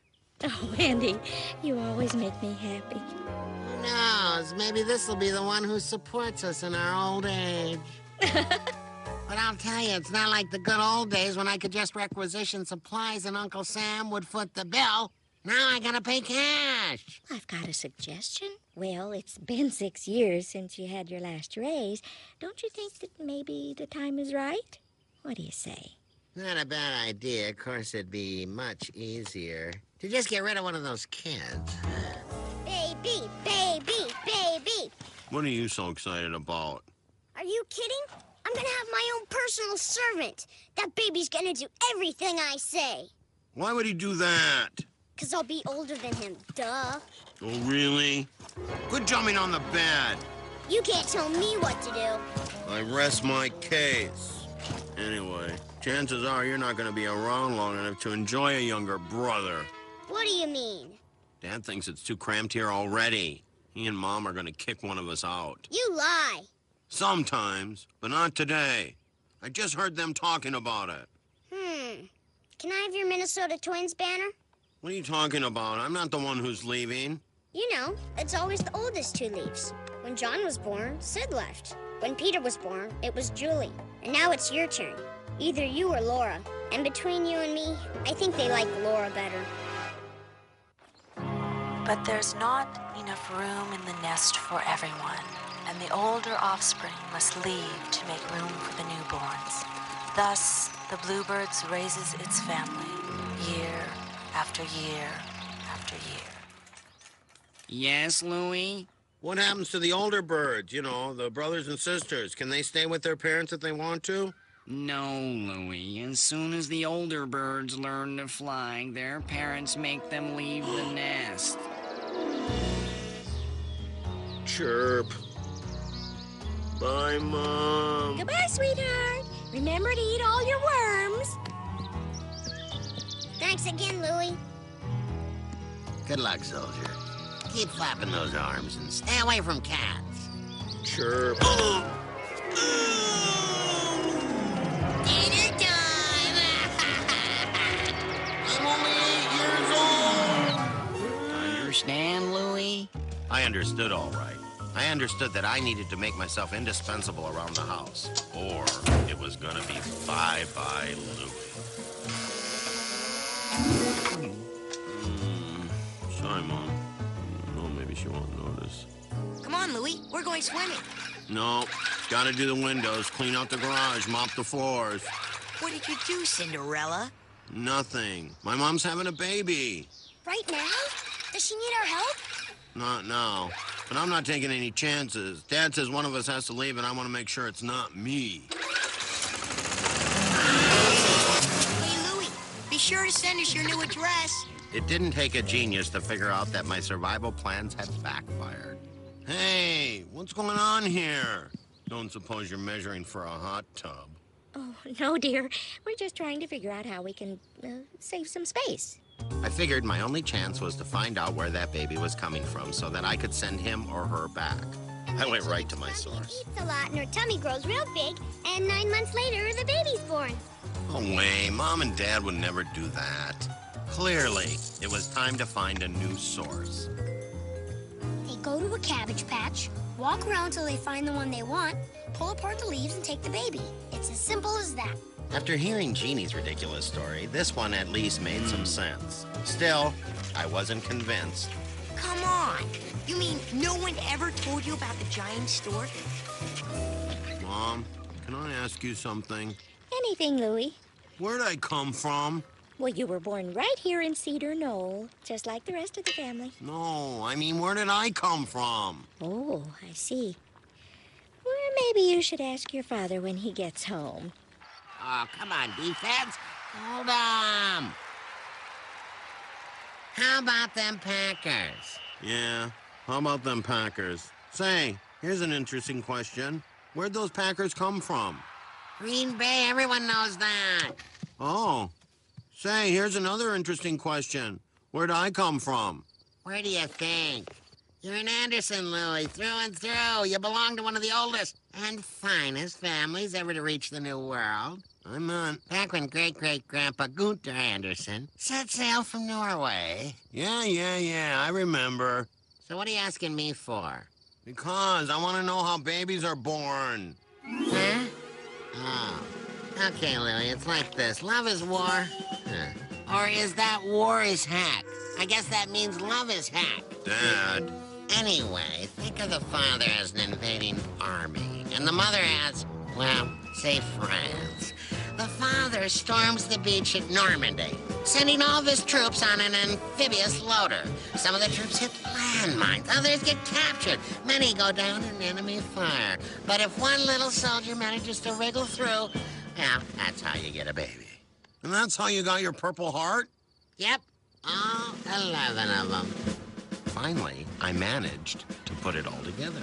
The French are being attacked by giant storks. So 400,000 troops storm the beaches of Normandy in their amphibious loaders. They fight their way up to the cabbage patch through heavy artillery until finally only one remains standing. All right, young man, you're coming with me. Hey, my new shirt. Mr. Anderson, while I applaud your thirst for knowledge, I'm afraid I can't condone the miracle of birth being couched in terms of invasions, explosions, mass destruction. Hey, facts are facts. Where exactly did you find these facts? Of course I know the difference between army men and, army men. Louis just got a little mixed up, that's all. Well, these things happen. Which is why I think you might be interested in my latest book, Telling the Young'uns Where Babies Come From, Debunking the Cabbage Patch and Other Myths. Oh, I don't think, For only $14.95, you and Mrs. Anderson can get the help you need. What are you talking about? I have 11 children. Really? And do they all think they came from an exploding minefield in France? Louis, I think it's time we had a little chat. Dad already told us everything. No, I just wanted to talk to you about the baby. You both seem a little concerned about your new sibling, and I'd like to make sure I'll be able to count on you for help. I want each of you to pretend that your egg is the baby. Mom, Louie broke the baby. See? They're fragile, just like the new baby will be. But once you learn how to take care of your egg, you'll be ready to help me take care of the baby, okay? I knew what was going on. This was the final contest. Whoever held on to their egg the longest got to stay at home. Would it be okay if I named my egg? Why, certainly, Tommy. That's a lovely idea. So he wanted to play rough. Huh. I was on to his little games. I'm gonna give my egg 2 names. Then I'm gonna take it to school so it can learn how to be a big egg. That's a nice thought, Louie. As long as you keep your egg safe and sound, that's the point. You can count on me, Mom. This here is one safe egg.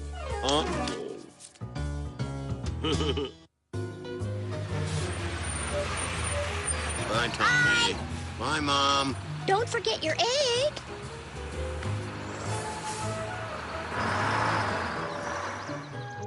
Mom, Duncan's still hungry. I named mine Andy Ora, after Mom and Dad. Oh, that's sweet. Can Duncan have some more meatloaf? Huh? What's that, Duncan? Food allergy, huh? All right, I'll just finish that for you. Hey, Mom, I learned how to burp my egg. Watch. Very good, Tommy. Yeah, well, I taught my egg how to burp himself. I've been practicing putting diapers on my egg. So my egg's already potty trained. He's a genius egg. I taught him how to walk this morning. Eggs, eggs, eggs. Enough with the eggs already. If I'd wanted a family of eggs, I would have married a chicken. Andy, are you all right? Don't worry about me, dear. Just had to let off a little steam. Here, you want my seat?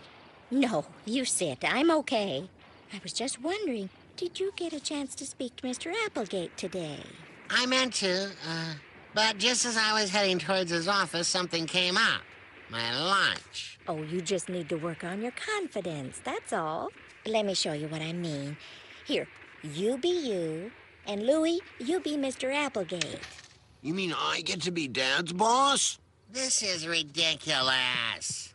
He's right. I should be Dad's boss. Go on, Andy. Why don't you give it a try? I'm not asking my son for a raise. Don't be silly. You're asking Mr. Applegate. Come on, play along. Well, Come on, Anderson. Out with it. I'm a busy man. I want a raise. What do you say? No! No? That's it? Just plain no? Cut of your room. You're fired. What? Who do you think you are? Louie, Andy, now calm down. Calm down. Louie just fired me. Let me see if I can help you, dear. I'll be you this time. First, I want to thank you for seeing me today, Mr. Applegate. Why, certainly. Would you like a soft drink? Actually, there's something important I need to discuss with you. Shoot. As you know, I've been working here for 17 years. I'm the best installer you have, and confidentially, the wife and I have another small one on the way. So, can I have a raise? Sure, what the heck? I love kids. Ah, this is nuts. She gets the raise. I'm the one who works there. Well, you should have thought about that before you sent me to my room.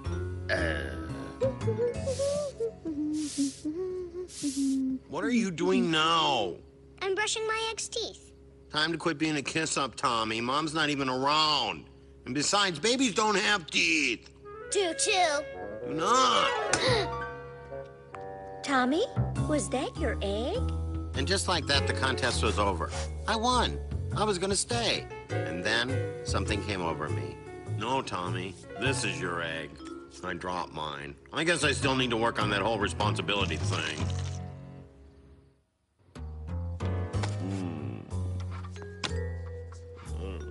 Get out of here. Louie, what are you doing? Don't worry. I'll be out of your way soon enough. Honey, what's wrong? I'm not a child, Mom. I know the score. I have to go. Louie, what are you talking about? Dad said there wasn't enough room for all of us, and that was before I mowed down your geraniums, tie-dyed your clothes, and failed the big egg test. Louie, it was just an egg. Duncan Joseph was more than just an egg. He was a friend, a true companion. I think you may have taken your egg a little too seriously. I know you don't want me around once the baby comes. I don't blame you. I'm an egg breaker. Oh, Louie, we'll always want you. We don't get rid of our kids. Well, what about Sid, Charlie, and Julie? But they weren't asked to leave. They grew up, and they wanted to go. You're going to be a wonderful big brother. In fact, you already are. Yeah, try telling that to Duncan Joseph. I know what you did for Tommy, swapping eggs with him. He told you? Well, someone had to take the fall, and he's still a kid, and he'd never survive the mean streets. Your father and I are both very proud of you, and we love you very much. Where the heck are all the canned goods? For crying out loud. When I find the guy who stole all my chili con carne, I won't be responsible for my actions. Here you go, boss. A nickel? What's this for? I got a raise today. That's wonderful, Andy. I'm proud of you. Thank you, dear. I couldn't have done it without any of you. That's why you're all getting a bonus. Neat. It's just like Louie's. Actually, it is Louie's. Hey! What? You can buy a new one with your raise, my little chili thief. Andy, this is awful sweet, but I'm afraid we won't be needing it for a while. Not yet, but when the baby comes. Actually, I went to see the doctor today. Seems we're not going to have a baby after all.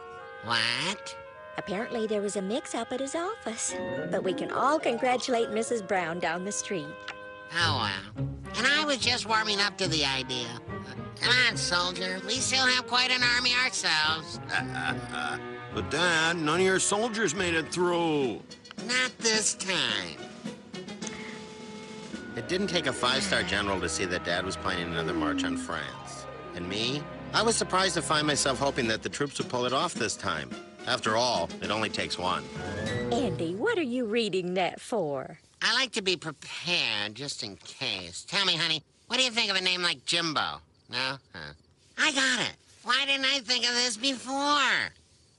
How about we call him General? What do you think? Brilliant, right? General Anderson. And what if it's a girl? We'll call her Sister, Sister Anderson. That way we keep the Grunwald kid away from her, and I can sleep easier at night. All right! Let me tell you about my family. Hey, here we go now, it's bedtime again. Let's take a look and see what's happening. Roller coaster ride, no surprise. It's life with Louie, Louie, Louie. Life with Louie, Louie, Louie. It's life with likable, lovable, completely huggable. It's life with Louie.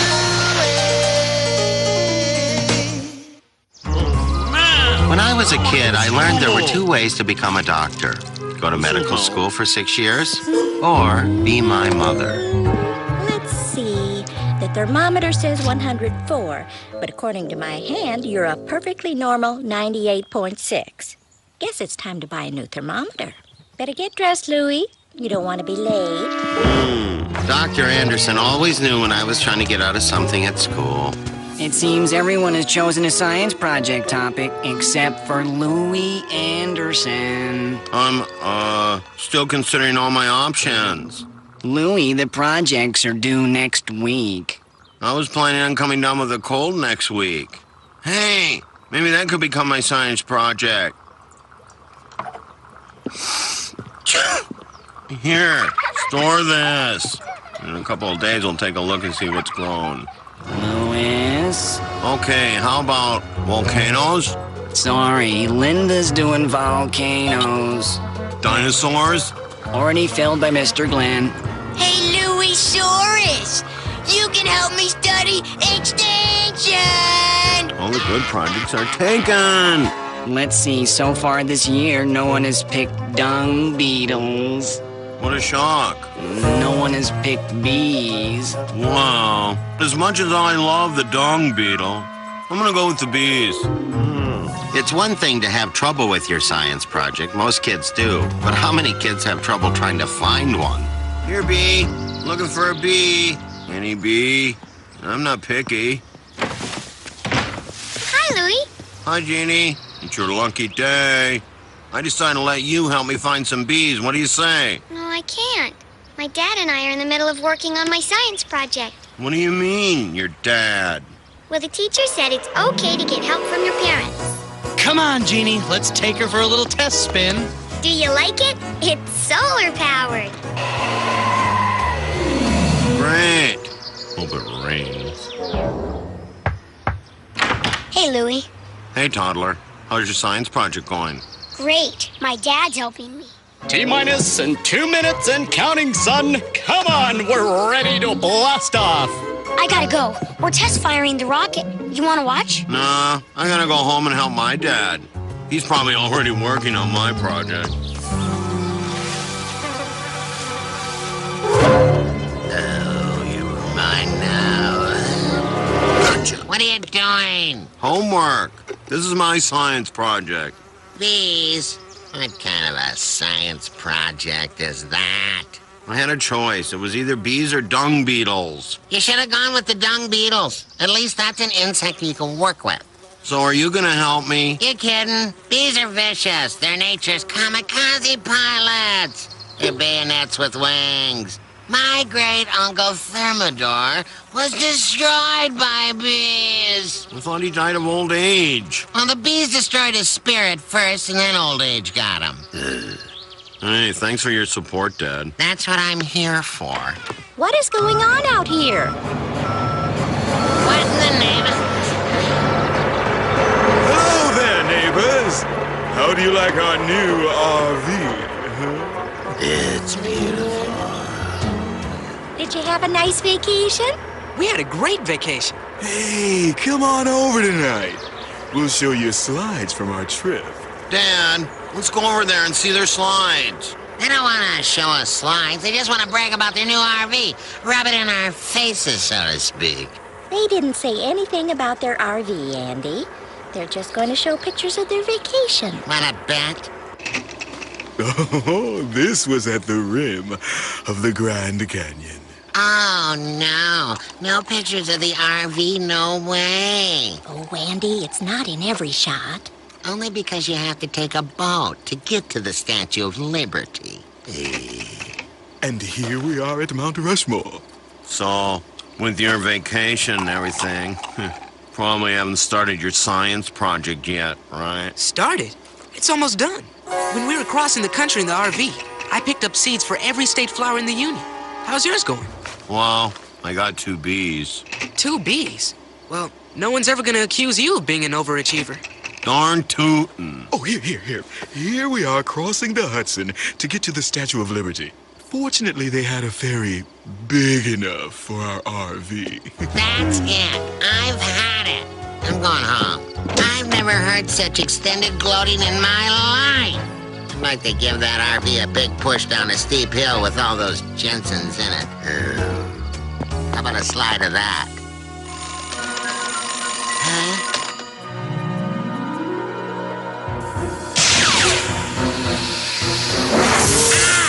I can't see! Ground zero! I told you they were coming after Cedar Knoll first. Can you believe this? That thing's burning my retinas.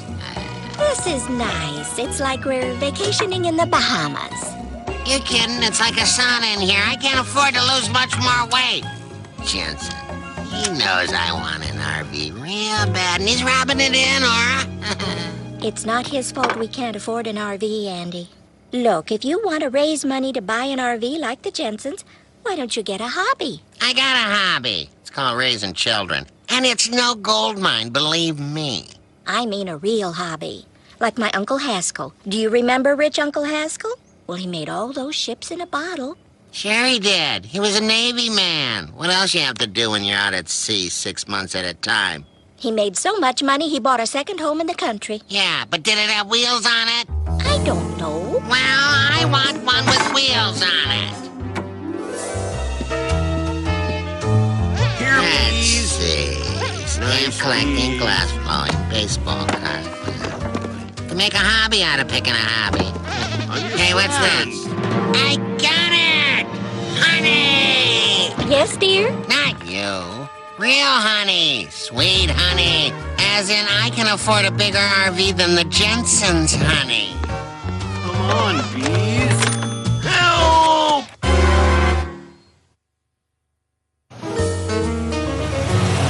Thank you. Oh, this is heavy. I purchased some friends for your bees to play around with. Yeah, they were asking about playmates just the other day. Now, Louie, your father just wants to help. You said all the other kids are getting help from their dads. Yeah, but you know and I know that my dad's not like the other dads. Now, what do you mean by that, Louie? It's me! It's my beekeeper suit. We're talking state-of-the-art, fully self-contained garment here. You're gonna have the best science project in school. I suppose this has nothing to do with you getting a new RV, right? Of course not. A fully equipped used RV is okay with me, too. Just as long as it's 1 inch bigger than Jensen's. My bee colony had a new lease on life. It had worker bees, it had a queen bee, and it also had one thing that most hives don't have. Stand back, son. I'm going in. A king bee with a war record. What do you think? You're late, Dad. Halloween was months ago. All the books say that if you want the bees to produce for you, you've got to earn the bees' trust. And you know what that means. What? It means we have to become one with the bees. We? Higher. A little higher. Almost there. That's right. Hey, it's just me. I'm one of you. Just another bee. Buzz. Checking up on my little honey factory. Come on, show me some of that sweet stuff. Lunch, my little busy bees. Finally! Starving. Hey, Louie, let me down. Hi, Louie. How's your science project coming along? Well, let's check out my science journal. So far, these are my observations. Day 2, Dad makes friends with the bees. So how are you guys doing today?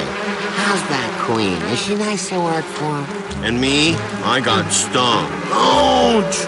That hurts! Day 4, Dad tames the bees and organizes them.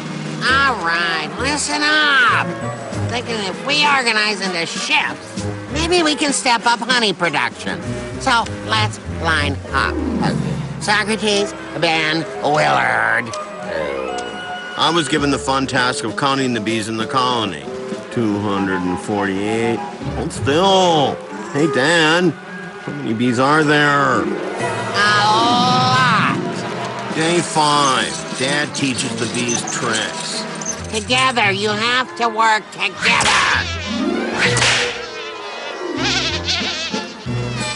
It's with a Y. Andy with a Y. All right, big finish now. What's the message of the day? Now that's more like it. I, of course, was completely banned from the project. And had to watch from inside the house.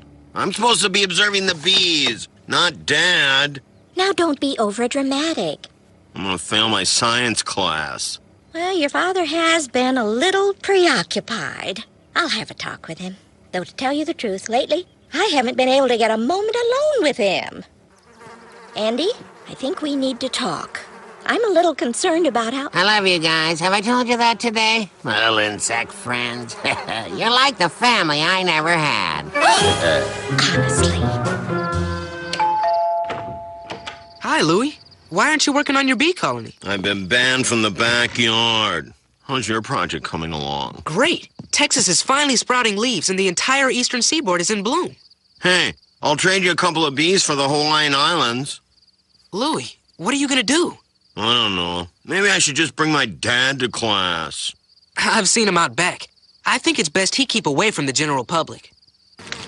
Andy? Yeah, I'll be right there. I'm in the middle of a scary story. So anyway, he turns, and there's a hook dangling from the hive. What are you doing? Not so loud. My friends here are very sensitive to shrieking. You've been spending way too much time with these bees. First you take over Louie's project, and then you hardly speak to me for days. You were the one who told me I should get a hobby so I could buy an RV. But you've become obsessed. I'm not obsessed. I'm not obsessed. I'm not obsessed. Is my antenna straight? Andy, you're going to have to make a choice. It's either your family or the bees. Can I have 24 hours?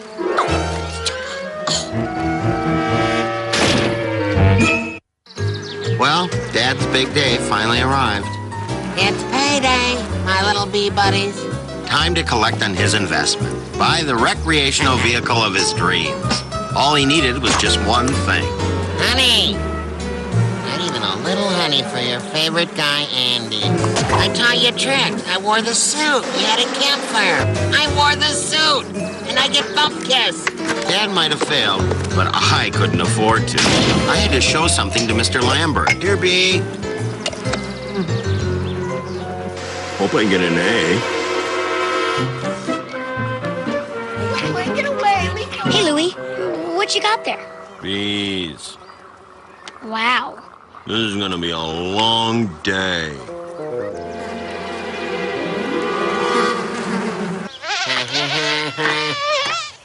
Huh? What? Louie is really keen? Louie lost his spleen? Louie took the queen!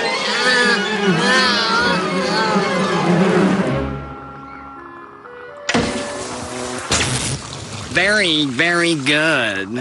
Next is Louie Anderson and his bees. All right.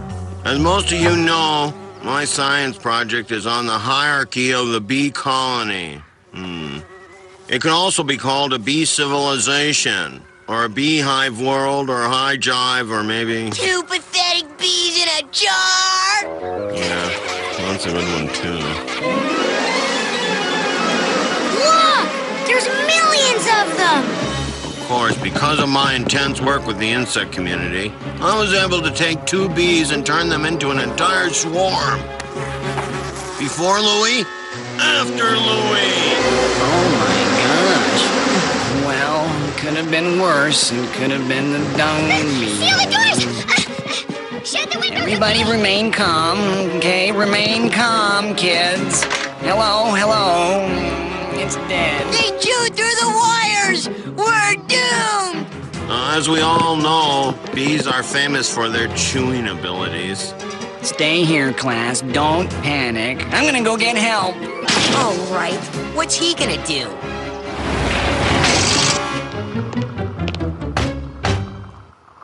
Jensen! Anderson? We got an emergency. My bees. They're going after the queen. Of England? No! The queen bee. They're heading for the school. Good goulash. I knew that hobby would get us stuck. Well, come on, let's go, Anderson. Is, that what I think? This? It's my assistant, Enrique. He's taking a nap. Apologize. Oh, I should have known. Anything to get behind the wheel of my RV. In your dreams, Jensen. Mind if I drive? Here, suit up.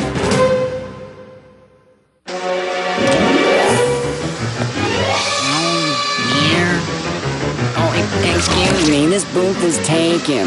Get up! Hey, Glenn, you wearing anything underneath that? Why? Hang on, Mr. Lambert. I'm on my way. Go, Louie. Show off. That's 3 stops for gas already. You could put a kid through college with the money it costs to fuel this thing. Okay, you're right. It's an overrated vehicle. The only reason I parked it next to your house was so that maybe you would like it enough to buy it from me. Eh? Buy it from you? You'll be lucky if I don't sue you for sun poisoning. Look at me. I look like a freak. Dad, be careful. They won't recognize you without your suit. No time for that. Just gotta hope I earn their trust. All right, Dad. Good plan. You're gonna tear him apart. Quick, Louie. Hand me your science project. Get us out of here. We need some bait. I got it. Quickly! Quickly! Open the door, Jensen!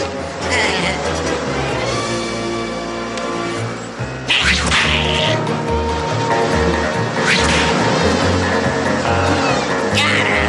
Let's go! Everybody all right? We're okay, Dad.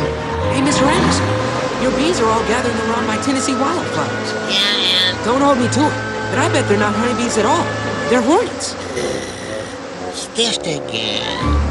Where exactly are we going, Anderson?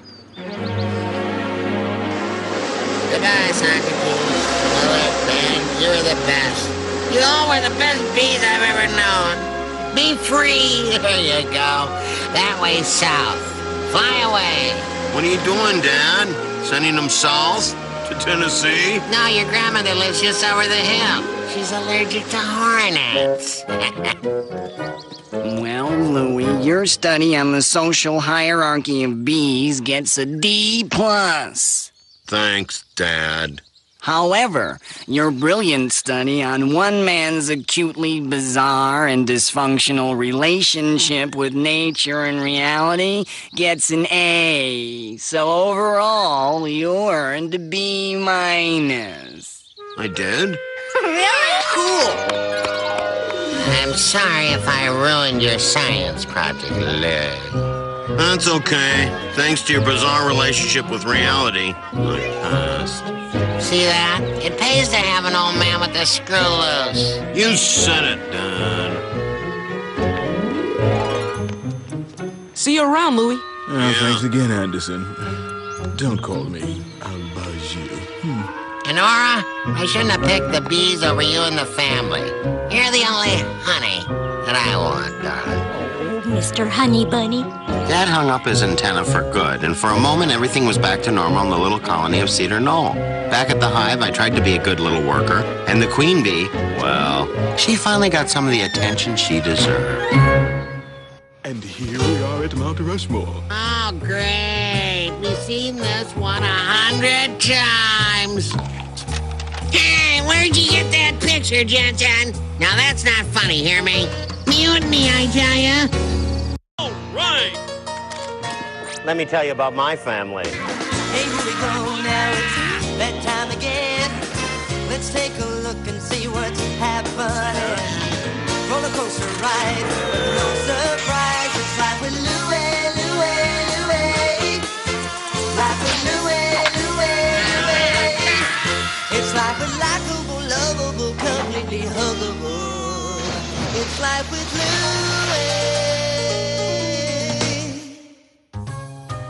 There was only one difference between growing up in my family and being an indentured deckhand on a fishing boat.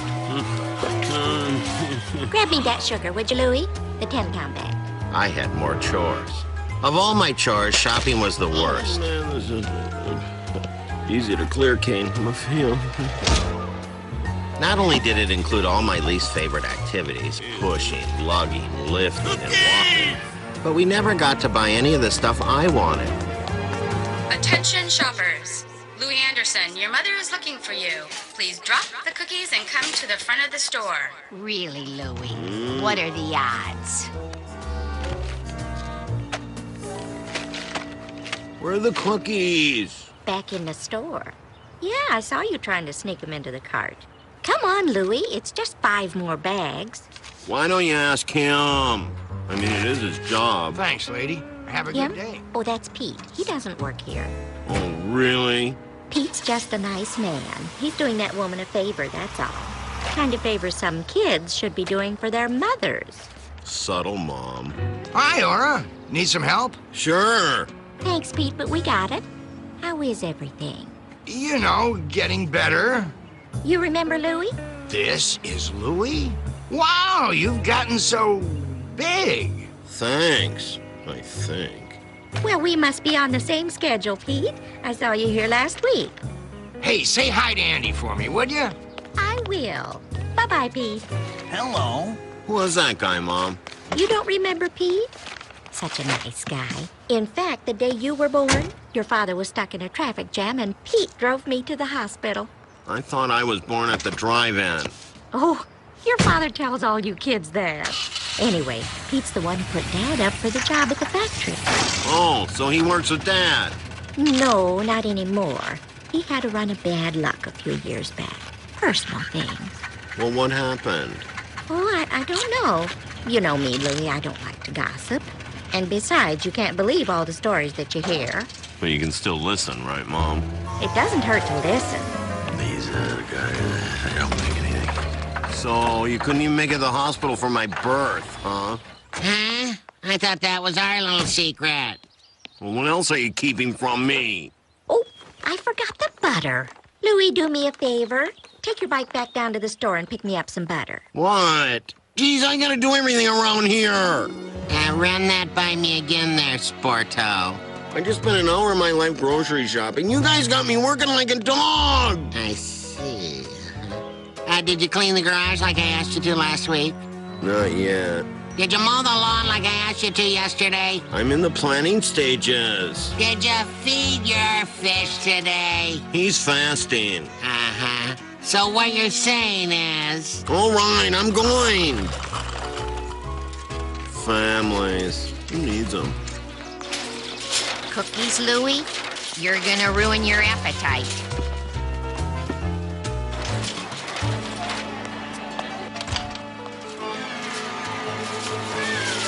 Huh? Look out, kid!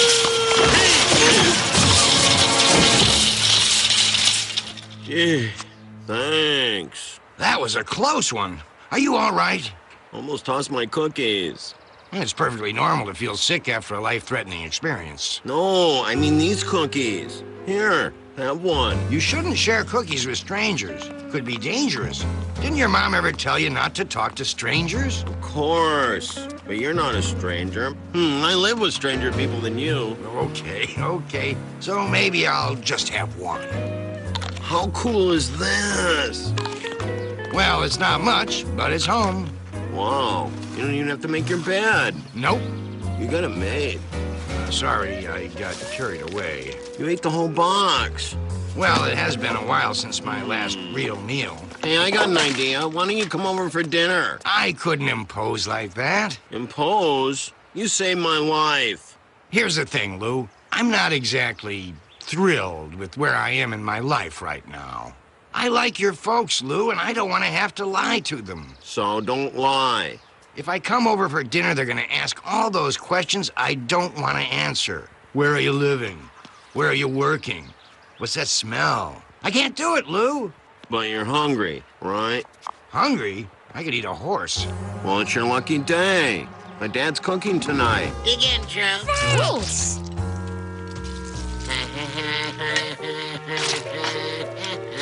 Pass the horse meat, please. Hey, how many is that for you, Louie?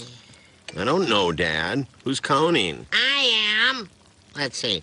2 more for Louie. All right, I'll allow it, seeing as though you're going to do the dishes tonight. It's Tommy's turn. Let me look at the tally here. Tommy had 3 meatballs, and you had 14. Looks like you're scrubbing in at the sink there, dish boy. This is outrageous. I'm being punished for having a healthy appetite. Here's the rest, Pete. Oh, these are great, Lou. Wow. Well, with Dad's meatballs, it's amazing what the human body can withstand. Let me just say one more time, Lou. You really should never harbor strangers in your garage. You want one? Nah, I gotta do the dishes. My family's really putting me to work these days. I hear you. Families are tough. You mean you got a family? Where are they? For crying out loud, Louie, what are you doing out there? You got work to do. It's the boss, man. Gotta go. You know, you can stay here for the night if you want. Really? Just one thing. You have to be gone by the time Dad leaves for work. Whoa, I'm not exactly an early riser. No problemo. I'll take care of it. Oh, and Lou, I like a good pillow.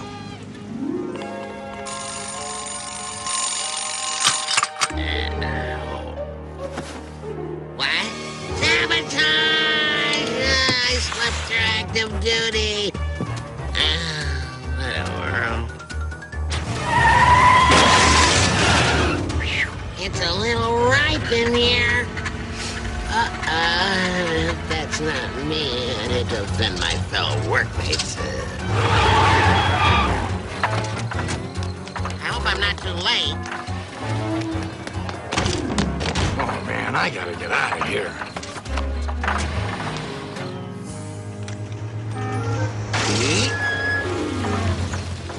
Well, if it isn't the family thief. I was late to work today, Louie. You know what happens when I'm late? You miss out on the free bagels? The whole factory almost shut down. Tractor engines went unwidgeted. If you wanted to borrow the clock, all you had to do was ask. And you would have just given it to me? Not a chance. But the point is... Andy, telephone. I'll finish with you later. Honey, have you seen my goose down pillow? Wow, your dad sure runs this place like boot camp. You're not kidding. You know, we have to wear our dress whites on holidays. That's why I choose the open road. No rules, no worries. So, what's for dinner tonight? Let's see. It's Tuesday. Hot dog stew. Are they kosher? Does it really matter? I'm particular about my frankfurters. Hey, I did save your life, you know. I'll go check. Get it while it's hot. Starving.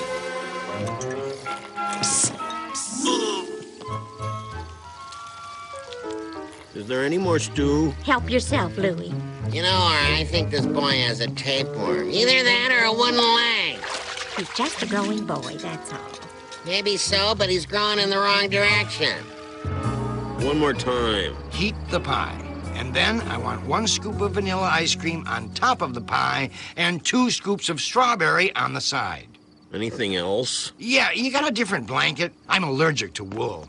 You know, the Grunwalds down the street have a much bigger garage. I should have felt good. After all, I was helping someone less fortunate. However, my single act of charity had doubled my workload around the house. Here you go, Lou. Thanks a million. Hey, Lou, how about a glass of water? I promised Pete I wouldn't tell Mom and Dad about him, but maybe there was another way to help him onto his feet. Want a little agua, huh? Hey, pal. And off my back. Pete, you gotta get up. Oh, just 5 more minutes. No, Pete, we gotta chat. Mono a boil. You happy here? As a clam. Great. What I was wondering, and please let me know if I'm out of line, but what do you do about money? That's easy. I don't have any. What about a job? Look at me, Lou. Who's gonna hire me? I'm a mess. True, but maybe I can help. I can't believe Dad wears these. Jeez! No wonder Mom fell in love with him in his uniform. See? I told you. You look like a new man. Yeah, a new man who got dressed with a blindfold on.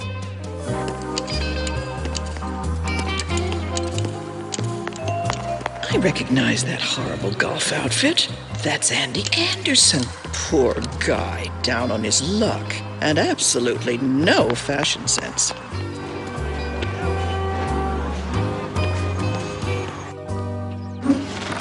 How'd the job hunt go today? Yeah, not too good. It's a tough market out there. But I gave it the old college try. I got something for you. Getting a job the Hollerin' way. Never read her. It's full of great advice. Let's see. Oh, now, did you greet your interviewer with a sunshine smile and a firm but not threatening handshake? Every time. And you didn't get a single job? No luck. Read the book. We'll talk later. I'm going to check out the classifieds. Try not to drip on the chair, okay?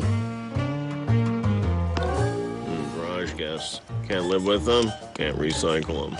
Hey, Dad, can I take a look at the paper? What for? Trying to keep up on world events. Classifieds, huh? You're not thinking of putting me up for sale again, are you? There goes my master plan.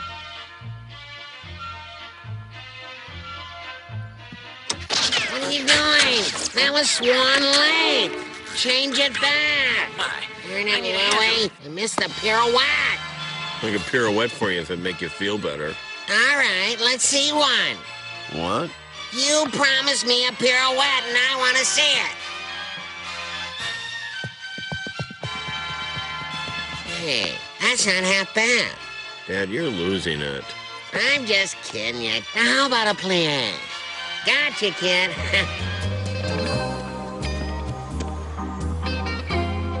You're right. That is Andy Anderson. Yesterday, he was at the bus stop. I had no idea they were having money problems. I have an idea. Let's bring her a bunt cake. You're sure it was him? Well, I'll ask. What's that? Yes, Dina. I'll remind him about the Christmas lights. Again. Hey, honey, how about a cold one? How was work today, dear? Fine. So you were at the plant all day? What is this? An interrogation? No, it's just Dina Stillman said she saw you at the bus station yesterday, and Kitty Brunwald swore you were at Grace's Market this afternoon. Bunch of busybodies. That's what happens when you have too much time on your hands. You start hallucinating, and then you gossip about it. Uh-huh. Well, anyway, they brought us a nice bundt cake. Oh, happy day.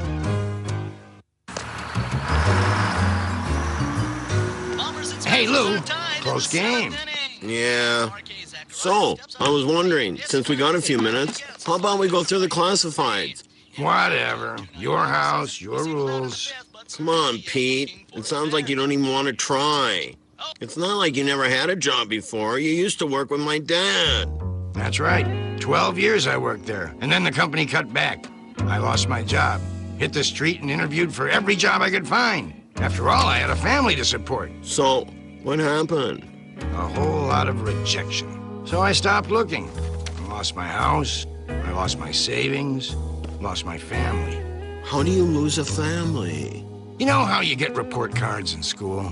Well, did you ever get a really bad grade, like a D or an F?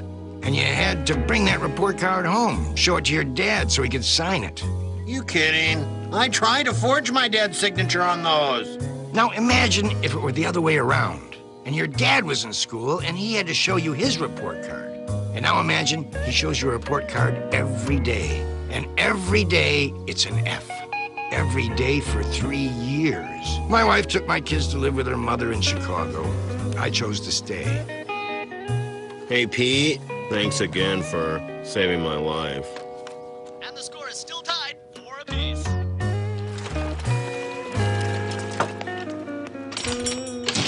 Hi, Louie, the usual, huh? I'm a little short, Mr. Stevenson. Just give me a half a dozen.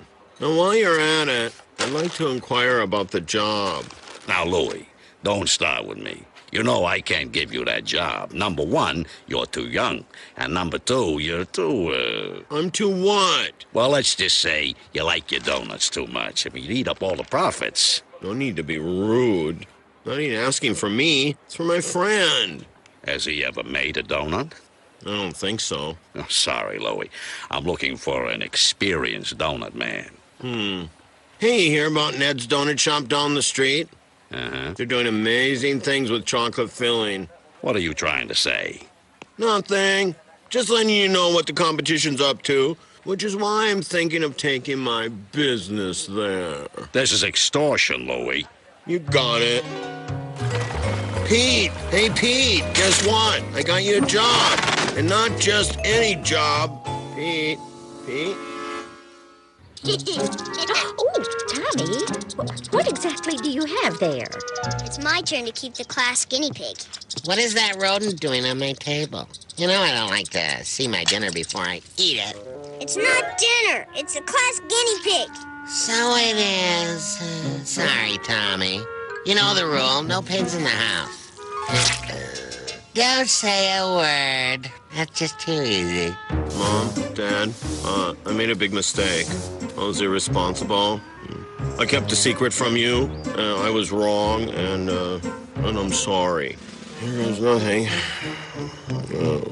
Well, what am I supposed to do with him?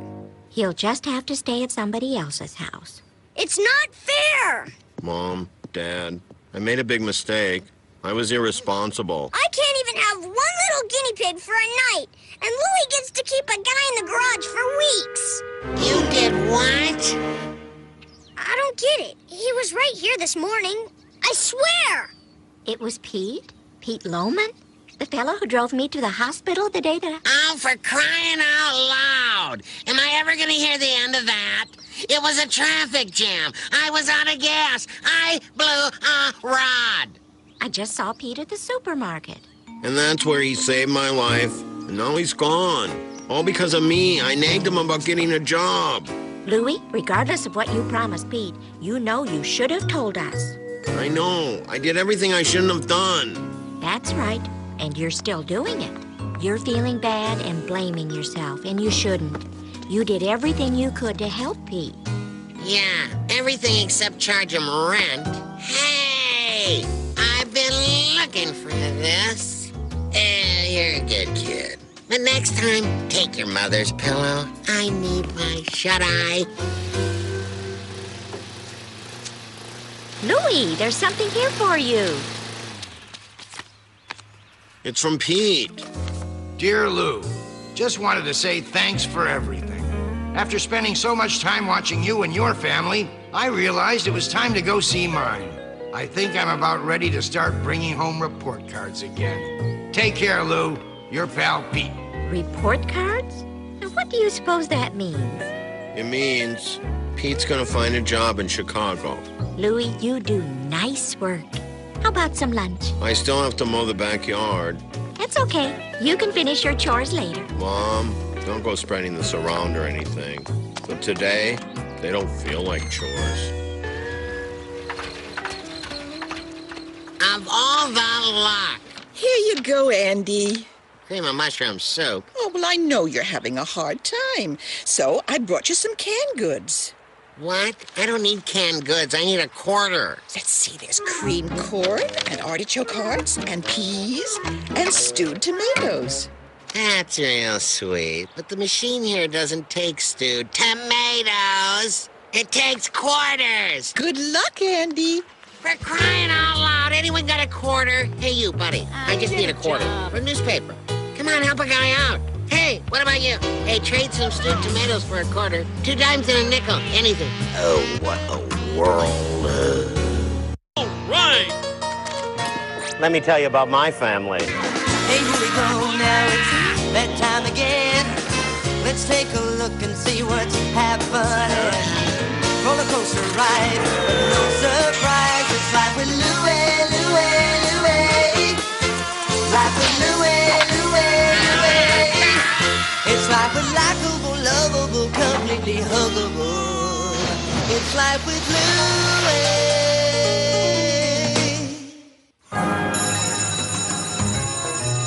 Getting through elementary school was like tiptoeing through a minefield. The potential for incredible humiliation was everywhere. The trick was to stay away from all organized extracurricular activities. You know, stuff like the opera appreciation club.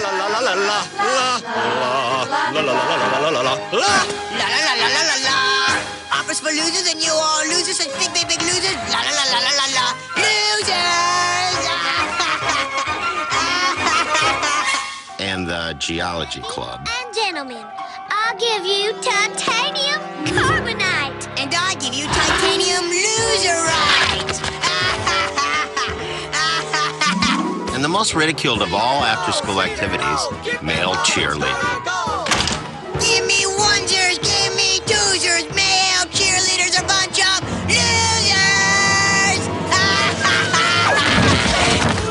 Of course, once you managed to avoid every after-school activity, you were inevitably left with nothing to do.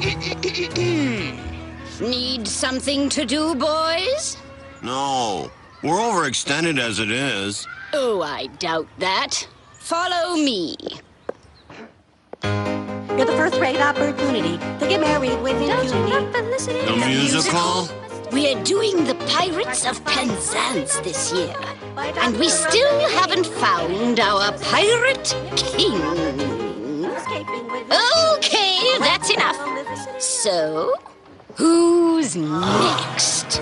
Sorry, I'd love to, but I already signed up for synchronized swimming. Yeah, I signed up for male cheerleading. And you, Mr. Anderson. I'm late for, chess? The chess club. Really? Yeah, we have one, don't we? Do we ever? Guys, meet Louis Anderson. Amateur, beginner, novice. Enjoy yourself, my little chess boy. The window's your best bet. What's that? You ducked out of the musical auditions by claiming to be in the chess club, right? Wow, all those stereotypes are right on the money. Very true. But you're also the third guy today that the principal's dragged in here. The first two went out the window. We're 2 stories up! You could always stay and learn how to play. Break my leg, stay and play chess. Decisions. Oh, what the heck. At least this looks less painful. Hi, I'm Melvin. My name is Melvin, too. My name is... Hey, I know you. You're Franklin, right? Right, but everyone calls me Melvin. So, Louie, you want to play a game? Sure. You guys know Crazy Eights? You're a funny guy, Louie. Can I call you Melvin? No. Tell you what, Melvin and Melvin are in the middle of a game. Why don't we watch them for a bit? Brilliant idea. Just for the record, Melvin has beaten Melvin 26 times, and Melvin has beaten Melvin 25 times. So this is a pretty big game. Louie? All of the suspense, all the tension. I've never seen anything more thrilling. No, Louie. You just don't understand the game. Probably not, but it seems to me that if he just moved his little horsey guy, this game would be over and we could go home. Who does this kid think he is? You really gotta get to know the game before you make suggestions like that. Checkmate. I don't believe it. Louis was right. Knight to Queen 4. Don't you recognize it? The Siberian sweep. What, was it something I said? No. And so began my career as a chess player. Pawn, rook, horsey guy. Guy on horse, trigger, Black Beauty, Man of La Mancha. Knight. It's a knight. Why can't you remember that? Oh, he drives me crazy. Religious guy? Pope? A priest? It's a bishop. A bishop! That one's so easy. Are you doing this on purpose? I didn't know what all the pieces were called, but somehow, instinctively, I knew exactly where they should move. For the first time in my life, I was a natural. Check, please. You mean checkmate? Whatever. The Romanian reverse, he's a genius. He's brilliant. He's insane. Louie? Huh? What are you doing? Huh? Salt takes pepper 3. Right. How'd I miss that? You know that Melvin? What makes you say that? Just a hunch. Hi, Louie! Oh, this isn't good, Louie. The Melvins are chess players. And you know what happens to chess players. What? They get teased, humiliated, and stomped. Come on. That's just a cliche. Oh, really? Who's the king? Come on, say it. You are. You're the king. You're the king. Oh, you're the king. Man, I hate being right all the time.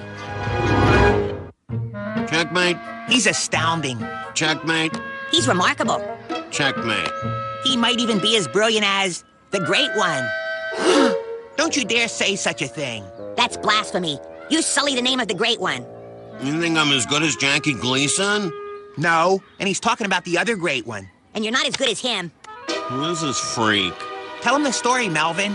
Some say he was the greatest chess player who ever lived. He came out of nowhere. No one knew his name. They called him the Masked Chess Man. Really? They must have spent hours coming up with that name. The year was 1919.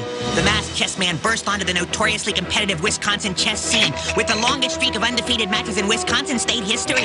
He conquered Kenosha, Oshkosh, Chippewa Falls, and then one cold July day, after thoroughly humiliating the reigning chess champion of Portage in a 12-second game, the masked chess man just disappeared. Lights, Melvin. Wow. What happened to him? No one knows. He hung up his mask, and no one ever found out who he really was. And you think I play just like him? Louis, I think you might even be better. Heresy! I'm not hearing this. Me neither. That's the nicest thing any chess guy ever said to me. And this is why I signed you up for the Cedar Knoll chess tourney. You signed me up for what? Opening rounds start tomorrow. Please, tell me this is a very small event that no one knows about or comes to see. Oh, no, it's big. It's huge. People come from all over the state to watch. Everyone you ever met in your life will be there. Wow, can't wait. A chessboard? Do you know how to play? Well, yeah. This week I beat all 3 Melvins, but I still need to practice for the tournament. I see. Well, I think there's a board in the attic. You run along and have fun with your imaginary friends, the Melvins. All right, come on, Melvins. Get the lead out. Isn't that cute? Hello, Andy. Uh-huh. How was your day? Yeah, fine. The strangest thing just happened. Oh, here we go. Louis came home with 3 imaginary friends and asked if we had a chessboard. What? Strange, isn't it? He's never been able to make any imaginary friends before. Who cares about that? What did you tell him about the chessboard? Well, I told him to look in the attic.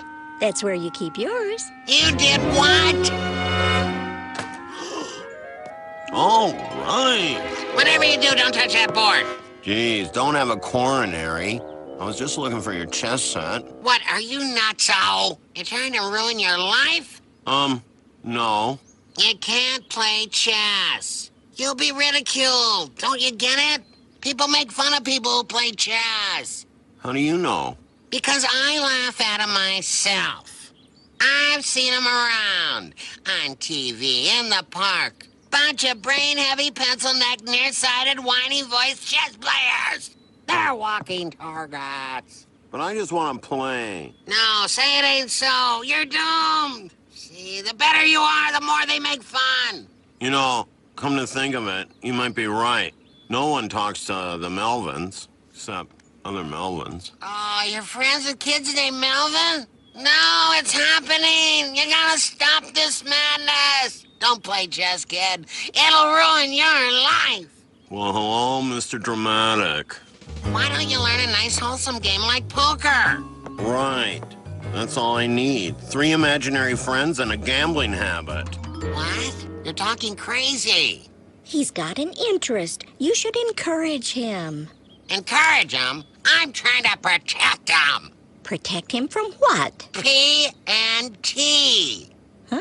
Pain and torment.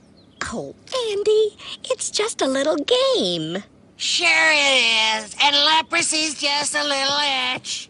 Let me tell you a story about this game. A little story that happened to a little guy named Andy. It all started when I was just about Louie's age. What are you doing, Chess Weenie? It continued into high school. Well, if it isn't the chess dork. And right into WW2. What is this? Ich bin ein Chesskampup. Love chess.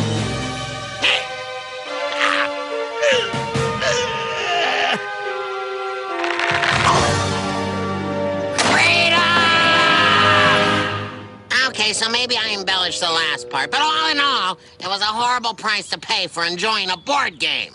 Andy, just because you were made fun of doesn't mean Louie will be. You kidding? That's exactly what it means. I'm saving the kid a lot of heartache. P&T, baby. PNT! You're keeping him from being good at something. You may be right. Kid's not like me. Doesn't have much going for him. All right, everybody, place your bet. What are you doing, Louie? Planning my career as a Vegas dealer. Oh. What? It's harder than it looks. Louie, if you want to play chess, you should play chess. Why? You want me to be made fun of? Your father has some painful memories of playing chess, but that doesn't mean you'll have the same experience. I mean, let's face it, your father's a little different. I'll say. Everyone will tease me if I play chess. No, they won't. Chess is a very difficult game, and I know kids. They admire intellectual abilities. Hey, cut it out. Give me that back. Hey, that's my bishop. That's my pawn. That's my rook. I only got 2 of those. Try playing your dumb game now, Rookless. No pawn intended. Let me fix your chess players. They can't withstand the intensity of the sun. But I suppose that's the point, isn't it? That'll learn ya. Next time play an American game like Chinese checkers. I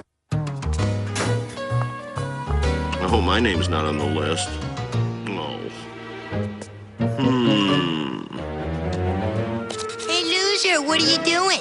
Signing up for the weenie list? No. I was just, taking down names of all the chess losers that I want to make fun of. Oh, good idea. Make a copy of that list for me and send it to my girl, would you, buddy? Oh, humiliation. It's all coming my way. Hey. That's it. It's that time of the year again. Welcome, Wisconsin, to the world-famous Cedar Knoll Chess Tournament. Where's Louie? Maybe he decided not to show. Uh-oh, what do we have here? A masked chessman wannabe. Looks like someone's trying on the shoes of a legend, and who knows if they're gonna fit. Checkmate. Whoa, it looks like the masked chess boy has just claimed victim number 1. Hi, my name is Mitchell. Who are you, masked man? Checkmate. Ouch, someone just put another notch in that chess boy's mask. Who's that? That's the masked chess boy. They say he's real good. Doesn't he remind you of someone? Batman? No. The kid from Fat Albert? Come on, I've got an idea. The Romanian reverse. I've only seen 2 other people make that move. Checkmate. Sorry, Melvin. Louie, is that you? Shh. Don't blow my cover. Ladies and gentlemen, this special chess update just in. The Cedar Knoll Chess Tournament has been rocked by the appearance of a masked chess boy. Now, the masked boy has completely dominated the competition, beating several of the favorites. Officials are saying that he might be even better than the original masked chess man. Oh, my. A chess player who wears a mask? What's he talking about? There's only one masked chess man. You mean the masked chessman who was afraid to show his face? That masked chessman? Why, he's long gone. He's not gone. He'll be back. Where are you going? I gotta get down to that tournament. Oh, Andy, are you going down to the tournament to show that poor, misguided masked chess boy that it's safe to remove his mask? Are you kidding? I'm going down there to kick some masked chess butt. Chess weenie! Chess door! What? Chess com poop!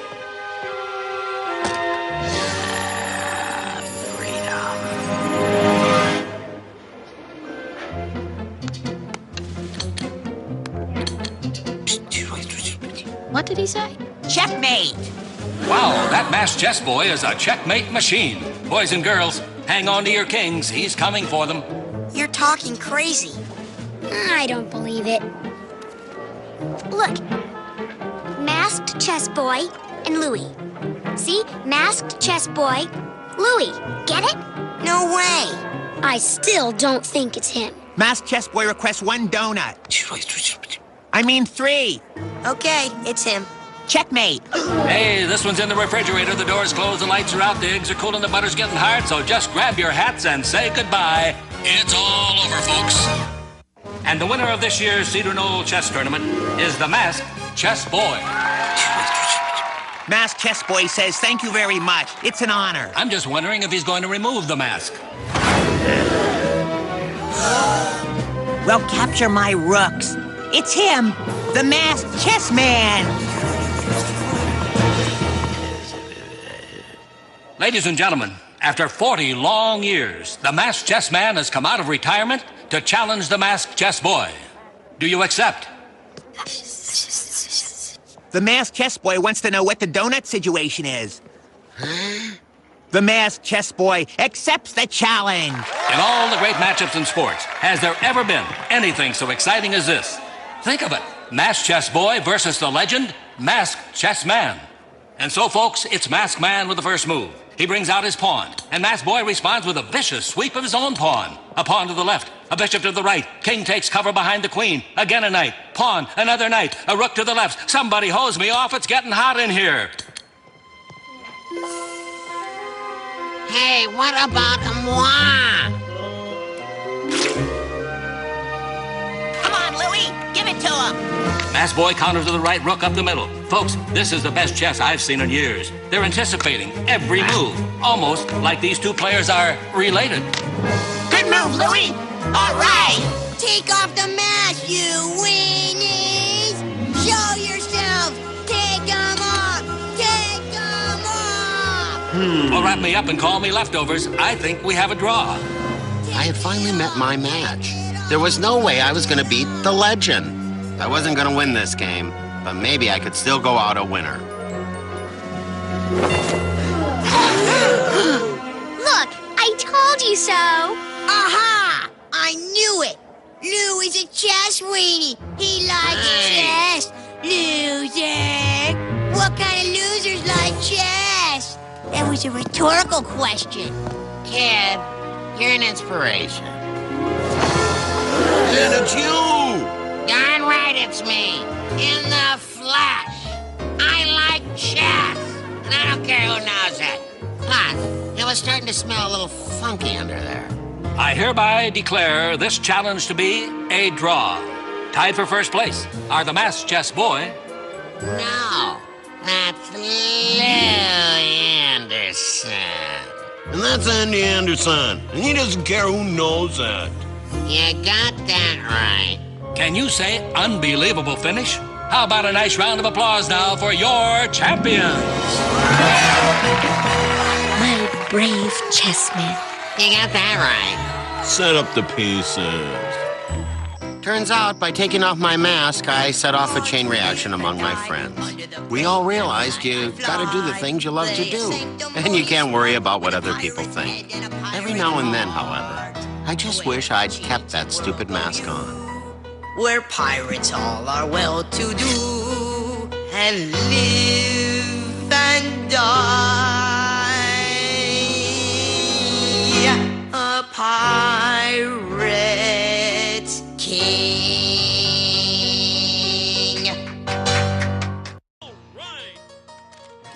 Let me tell you about my family. Hey, here we go now, it's bedtime again. Let's take a look and see what's happening. Roller coaster ride, but no surprise. It's life with Louie, Louie, Louie. Life with Louie, Louie, Louie. It's life with likable, lovable, completely huggable. It's life with Louie. Submitted for your approval, Cedar Knoll, Wisconsin. On the surface, it was a town, just like every other small town in America. But just under that surface, there was a unique force of nature. Nice car. Hey, nice dog. A force of nature called Glens. There was Glen Glen. Hey, Louisa May Alcott. Did I give you permission to ride on my sidewalk? Ben Glen. Hey, Gwen, how many times I gotta tell you don't stick your head out the window? Someone might cut it off. Yeah, that would be a shame. And the glue that held Tropical Storm Glen together, Jen Glen. In our town, Jen Glen was legend. Loch Ness had its monster, Boston had its strangler, and Cedar Knoll had Jen Glen's voice. You know what time it is? Look at my watch. Look at it. It says 1 minute. 1 minute after 12. You know what that means? You're late. I needed my milk this morning. You know what I had for breakfast? Dry cereal. Dry. No milk. It scratched up the roof of my mouth. You don't believe me? Want to see my mouth? Look at it. Look at it! Oh, she's gone too far this time. Bet you this guy retires early, like this afternoon. So who's up for lunch? I wasn't born yesterday. You've been weighing this scale down for years. She's in fine form today.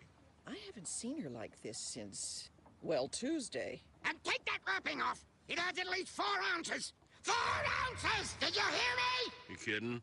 Whole state heard you. Who said that? A little birdie. You know how I hate to gossip. Oh, yeah.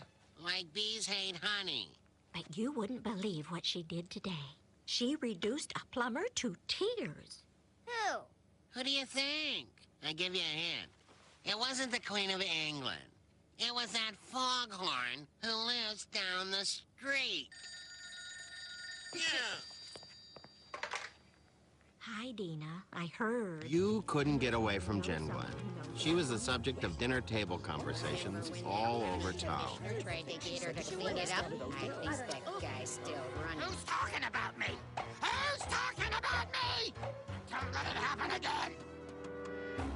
And she was the first item on the agenda at every town I'm missing meeting. the fight. Goodness, could they have found a smaller room? And for the 9th year in a row, we have Proposition 87.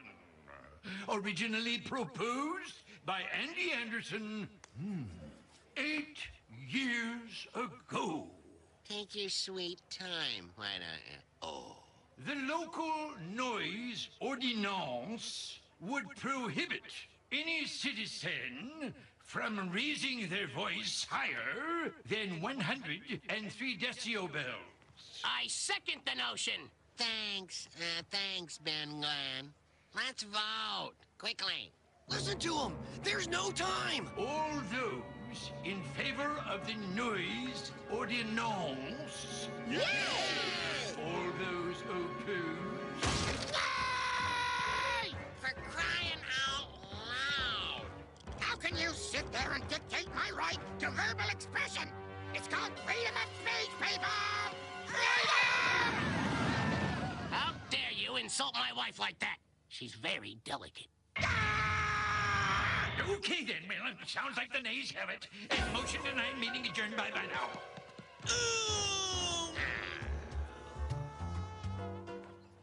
Well, Mom, it's got the Night Sniffer Dog of Justice secret decoder ring inside. Now, Louie, you know we've already got 3 big boxes of cereal at home. Well, who's in it for the cereal? Don't try and cheat me. I saw you charge me for an extra can of tuna. Look, Louie, I think that's Mrs. Glenn ahead of us. Really? What gave it away? Look at that receipt. Look at it. What are you trying to say, Mom? Okay, I'm with you, honey. Sounds like swimming. You want to go swimming? Call me an ambulance. All right, you're an ambulance. Oh, dear.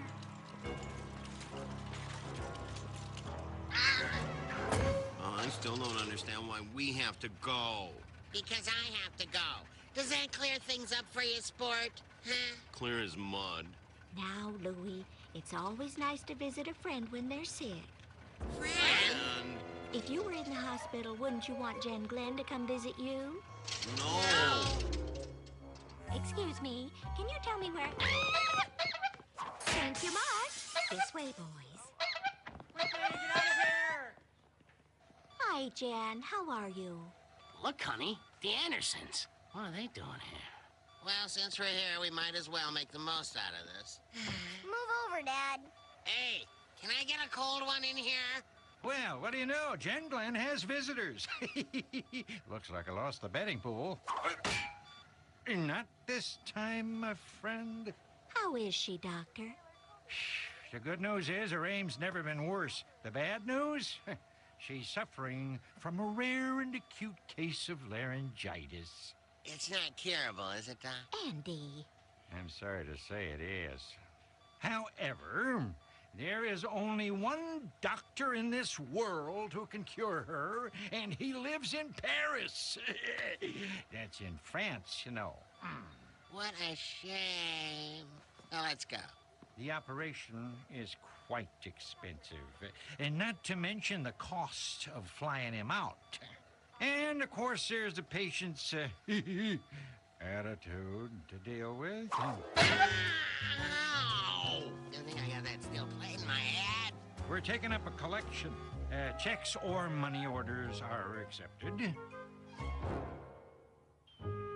I figured things would be a little different with Jen Glenn out of commission. I just didn't know how different. Gina, top of the morning to you, darling. How about I take down your Christmas lights right after work today? Without Jen Glenn's voice ripping through town, people seemed happy, giddy, vibrant. It looks like you forgot to charge me for this grapefruit. Please, Mrs. Grinmold, it's a gift. Lovely weather we're having, isn't it? Wonderful. Hey, how are your sinuses? Clear as a bell. You are so nice to ask. No. You're the nice guy here. No, you're the I think I'm gonna be sick. It was truly frightening. It was like some kind of weird trance had taken over the people of Cedar Knoll. 101. Everyone was really bored. Anyone? 101. 101. Ladies and gentlemen, bad news. USA This Week just published their annual list of the most boring towns in the country. And the town, formerly known as Cedar Knoll, is numbers 1 through 8. Now, what are we going to do about this? We could write a nasty letter. I second the nasty letter approach. But not too nasty. No, definitely not too nasty. Maybe just a short, thank you for including us letter. Something was going on, but before I could get to the bottom of it, Louie, will you get that, please? things got worse. Hey, Loofah Sponge. What are you doing here? Now, Louie, don't be rude. Invite Glen in. To our house? Andy, Tommy, Glen's here. He's having dinner with us. Ben's at the hospital and Glen's all alone. Oh, great. I hope you're not a wingman, because there's only so many wings to go around. Not to worry, Mr. Anderson. I'm a vegetarian. You are not. You eat slabs of cold roast beef for lunch every day. You stole turkey legs from 3 different kids last week. Gross. What is this? Mrs. Anderson, you have outdone yourself. Why, thank you, Glen. It's so nice to get some feedback on one's cooking. I'm surprised you haven't opened a restaurant. Could I trouble you for another piece of casserole? Oh, it's no trouble at all. Hey! Louie, you're embarrassing us in front of our guest. You know, Jen's the one who gave me this recipe. She's a whiz with a can of tuna and some curry.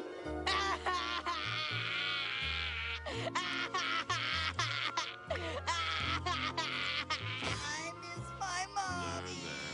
It's a good thing he's got a friend like Louie. Hey, can I get a towel here? My shoulder's soaking. Oh, yeah, the kid's a regular tidal wave of compassion. A tsunami of sympathy. After that night, my relationship with Glen took a strange turn. Hey, Louie, over here. Hey, Glen. For the worse. How's that, buddy? High enough for you? I can push higher. That's just fine, Glen. Can I get you a cold drink? Some seltzer? Hey, Louie, where's your new best friend? Cute. Hey, buddy. Got something for ya. Sorry, Glen. There's no room at the table. Traitors. Hi. I haven't seen you since 3rd period. Miss me? What's this? My class picture. Turn it over. Oh. Go ahead. Read it. Dear Lou, friends forever. Signed, Big G. That's me, Big G. Hey, you could be Little G if you want. I don't want to be any G. So now you give me your class picture. Sorry, Big G. I don't have one. No problem. No problem? Maybe it was no problem for him, but it was a huge problem for me.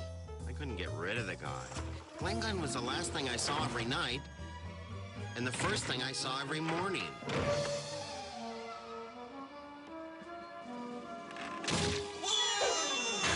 Ready to go? I oiled your chain, tightened your brakes, and pumped up your tires. Glen, no offense, but why are you acting so weird? What do you mean? Don't you want to tease me? Make fun of my name, remember? Loser, lunatic. Remember all those? I wouldn't do that. You don't want to give me a noogie? You know, really grind your knuckles into my scalp? That could bruise your cranium. How about a nice wedgie? A Grundy Buster. You know, really get in there and tug. We're pals. Remember? Big G, Little G. Pals don't wedgie pals. Come on, let's go down to our secret clubhouse. We don't have a secret clubhouse. Let's go find one. Tell you what, how about we race to the secret clubhouse? I'll give you a head start. Ready, set, go! Mom, something weird is going on. You're telling me I've added 3 packets of yeast and this bread still won't rise. It's just spooky. Mom, flatbread is the least of our problems. It's the whole town. Nobody's been themselves lately. Oh, Louie, if nobody's been themselves, then who do you suppose they've been? Look around. Ever since Mrs. Glen got sick, the whole town's gone nutty. Define nutty. All right. Hey, Dad, I got 12 hours to kill. Tell me a story about the war. What war? Consider it defined. Oh.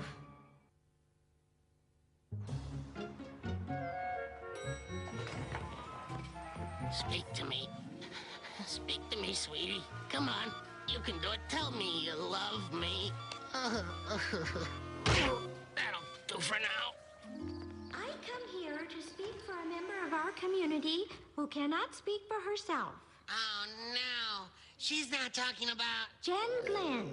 Now, Jen Glen needs us, and we need Jen Glen. You want to hear my plan? Here it is.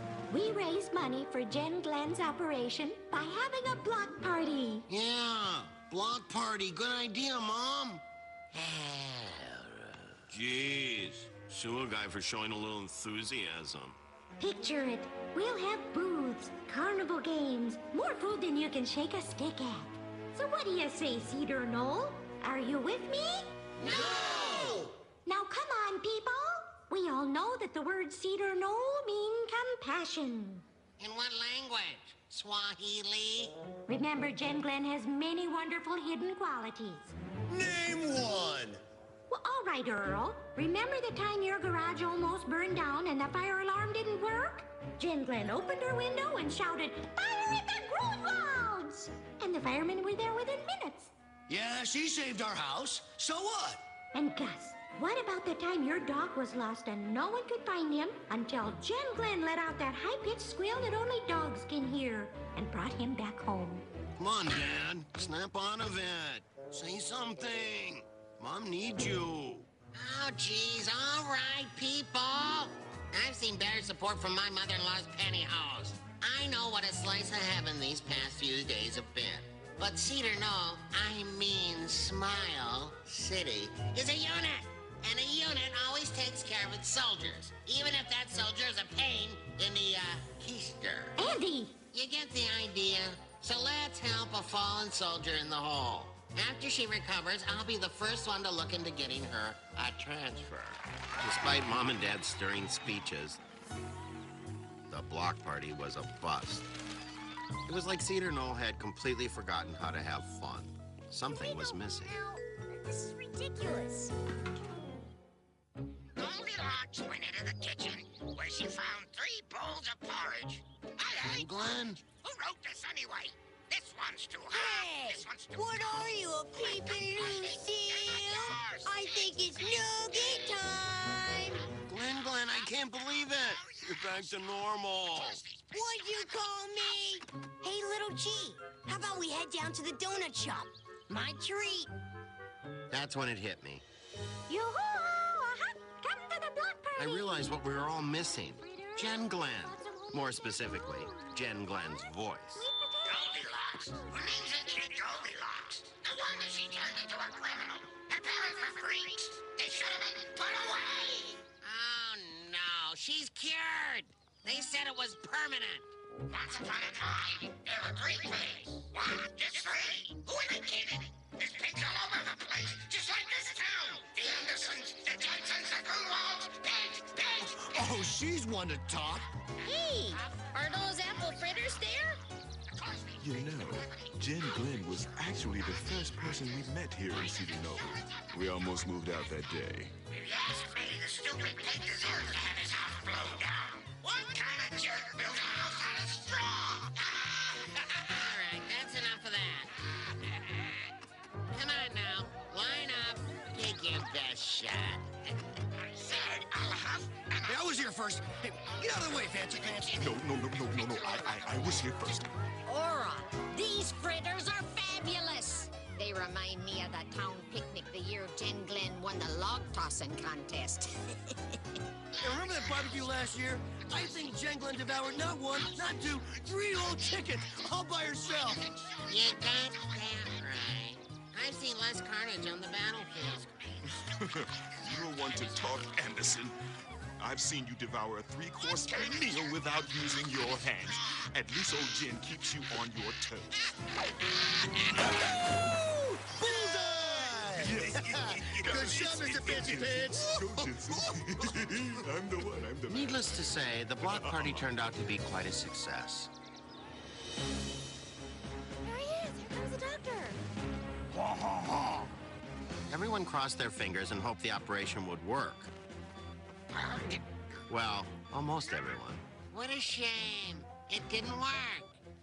No wonder I couldn't talk. Did you see how tight that bandage was? Look at it. Look at it!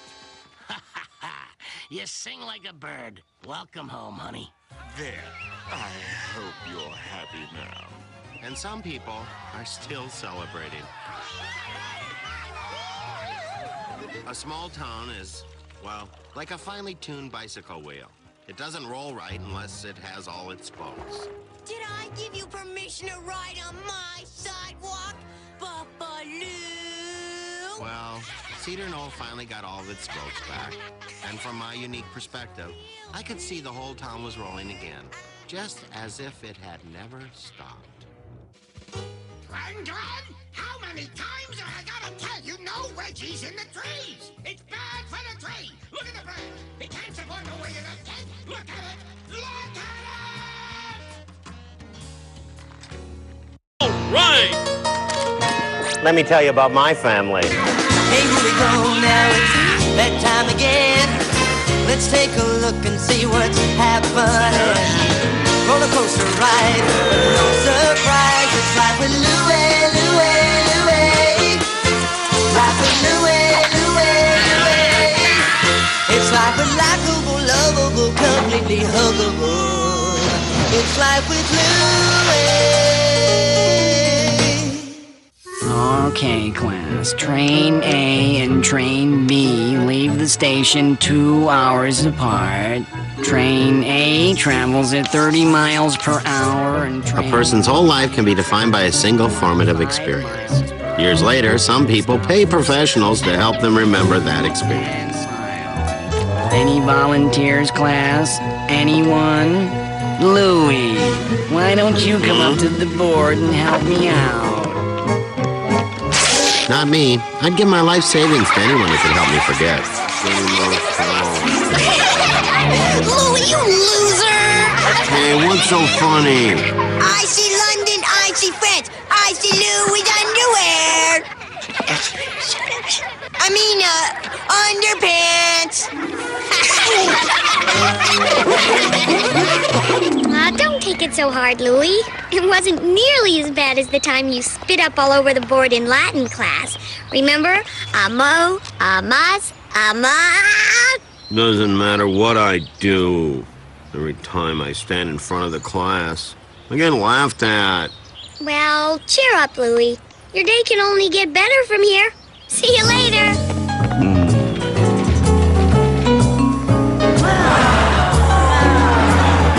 Hey, there's no place like home, eh? Look at this town. There's nowhere like it on earth. Good thing, too. Can you imagine 2 dumps like this? Hey, I live here. Hey, it's a joke, kid. How about a little brum-pump, huh? A little what? A little brum-pump. Oh, there's a men's room in there. No, not that kind of brum-pump. Look, I tell you a joke, you give me a brum-pump. Look, I'll give you an example. This town is so small that if the dog dies, they gotta close the zoo. Boom, boom. Hey, kid, you live around here? Maybe. Hey, do you know where I can find a woman named Ora Sherman? Now, this woman, she was quite a... you know what I mean? Really, yeah. She always gave you a quite a ring-a-jing-jing-jing-jing-jing-jing. You know what I mean? I have no idea what you're talking about. And the only Ora I know is Ora Anderson, my mother. Your mother? She got married? I don't know how I missed it. Wait a minute. You got her papers. What's this? Pass this to my show tonight. Come on by and... Oh, by the way, bring your mother. All right, I'll try. Hey, what's your name? What's my name? What, is that a joke? That's me, Marty Kazoo. Gesundheit. Ba-da-boom boom. Marty Kazoo? No, doesn't ring any bells.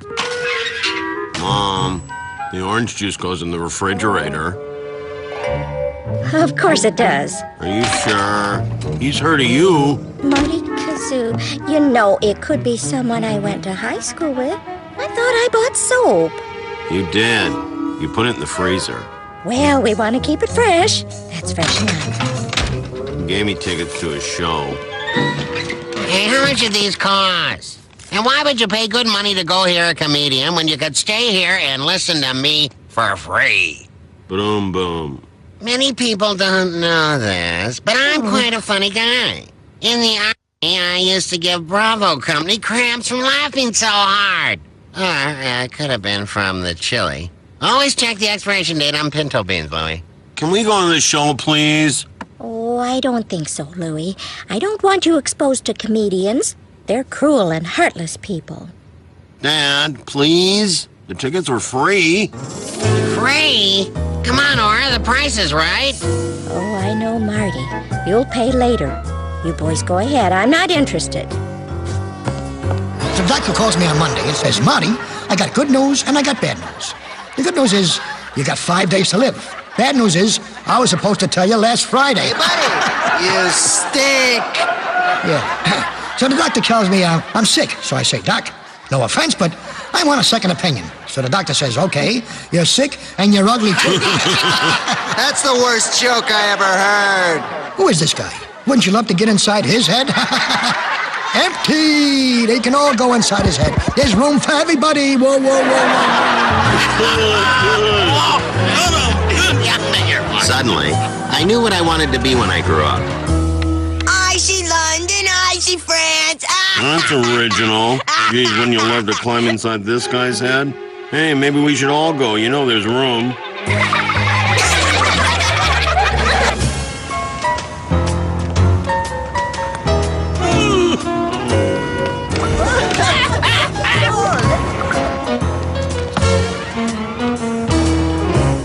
Let's see, should we wear polka dot? Or maybe stripes? Hey, kid, you want to help me out here? This one or this? Well, that one doesn't match at all. And that one's even worse. Christ. So, how'd your mother like the show? Well, the truth is my mom couldn't make it. She wasn't there? She must have been crushed. Missing me and all? Ah. Yeah, whatever. But the good news is I decided I want to be a comedian. I figured you could teach me. Hey, wait a minute. You think comedy is something you can just pick up like that? Comedy is an art. It's an exact science. Is that water too cold? Let's say I help you out. Show you a few things. What's in it for me? I can wash your car. No car. Got a limo. I could clean your house. I'm in a hotel. Got maids. Dinner? I could offer you a home-cooked meal. This is getting kind of weird, kid. You cook? No, but my mother does. It's been years since I had Ora's sweet potatoes. They were incredible. Creamy. She used to use a whole stick of butter. These days, 2 sticks of butter. Big family. Louis, you got a deal. Now that's comedy.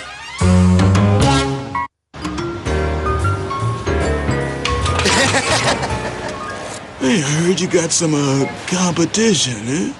Yeah. Ora's old flame is back in town, huh? I doesn't have any old flames. I'm her old flame. I'm her new flame. I'm her towering inferno. Well, that's what she calls me anyway. And what does she call Martin Kazoo? Oh, they went to high school together. Big deal. I don't know, Andy. You know what they say? A girl never forgets her first comedian. Come on, Mom. Please. It's just for one meal. I'm sorry, Louis, but the answer's still no. Why not? You know the rule. No comedians in the house. I never heard of that rule. It's a new rule. Well, what if I become a comedian? You gonna kick me out? Oh, Louis, don't be silly. You're not going to become a comedian.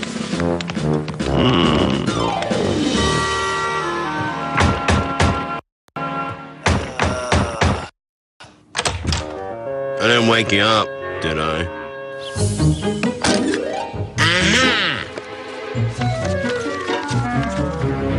Love you forever. Hugs and kisses. It's true. It's all true. All right, now look at him. Tell me what you see. I don't know, some guy. That's not just some guy. That's some guy wearing the world's ugliest toupee. Hey, nice hairpiece, buddy. What's the problem? Your dog too lazy to walk? Now that's comedy. Now watch this. Oh, what a beautiful baby. Oh, thank you. Which end is up? See, Louis, the key to comedy is this. You find someone's weak spot, and then you exploit it from now till forever. Now you take this guy, for example. He's bald, right? Bald? Hey, Chrome Dome, you want to point your skull somewhere else? You're blinding me. Never forget these 2 very important words, Louis.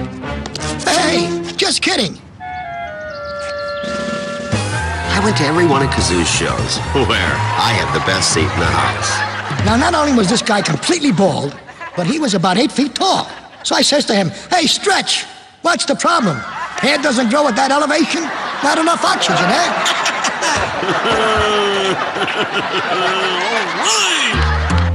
And in school, I practiced everything he taught me.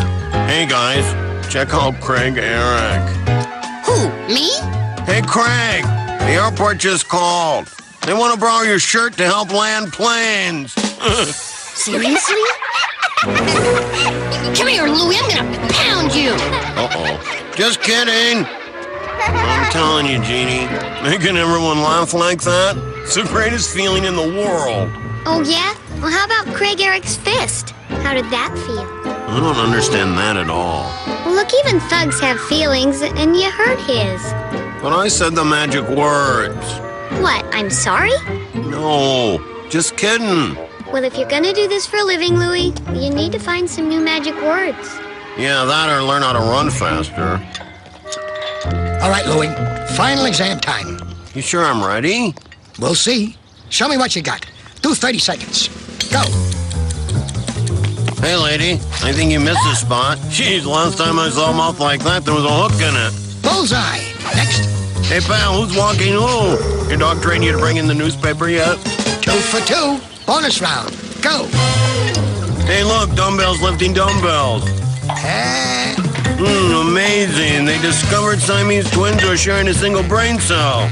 That's better. Come on, come on. Give me a winner now.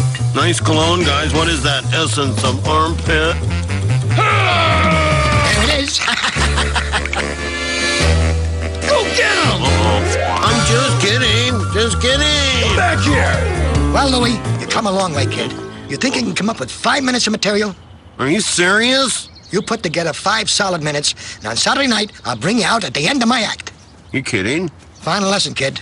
When it comes to my act, I don't kid. I don't believe it. I gotta get started. What? Your mother. Hey, same to you. No, I mean your mother. You're part of the deal, remember? I'm still looking for my home-cooked dinner. Oh, yeah, that. It's getting a little tricky, but every Thursday afternoon she goes grocery shopping. And every Tuesday morning I floss my teeth. So what? So let's just say you happen to be in the frozen food aisle at 5:30 tomorrow, and... Oh, and I happen to run into her. We chat. One thing leads to another. Hey, I like the way you think, kid. You know those combat flashbacks I get every now and then? Oh, Wendy, you haven't had one of those in days. You ever get flashbacks, huh? Of course not. What would I be flashing back to? Well, let's say you suddenly started getting flashbacks to, say, high school. Who'd be in them? Well, what an odd question. What can I say? I'm an odd guy. All right, so you're flashing back to high school. Maybe it's prom night. Who's there? Well, I don't know. I guess the people I was close to. I knew it. He's in her flashbacks. Oh, that is big trouble.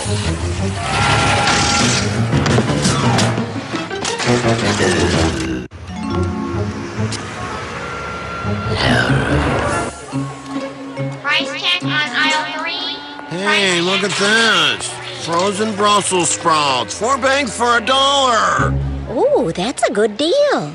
Wait a second. When did you develop a taste for Brussels sprouts, Louie? Ora Shyman? Is it really you? I heard you were back in town. Guess you two have a lot of catching up to do. See you later. I'll be over in Candy. So, Martin, isn't this a fine coincidence? You know, you never gave me an answer, Ora. I'm sure I have no idea what you're talking about. Hey, a guy asked you to marry him. He deserves an answer. I knew it. I never gave you an answer because I'd already stopped talking to you. The answer should have been obvious. And just for your information, it's Ora Anderson. Never doubted you for a second, dear. You mean you could have married him? You could have been Mrs. Kazoo? I could have been Louie Kazoo! I don't want to talk about it, Louie. Come on, Mom. Why didn't you marry him? All right, Louie. What I'm going to tell you doesn't leave this car. Back in high school, Martin and I were going steady. That is, until the night of the senior talent show. Hey, thank you, ladies and gents. I love you guys. Hey, let me tell you about my girlfriend. She's an angel. I mean, a real angel. I mean, she hops at me all the time. Martin, I'm hungry. Martin, you never take me anywhere. My girlfriend's always telling me, Martin, you never apologize. Not once. You never, ever apologize. So I tell her, all right, how's this? I'm sorry I ever met you.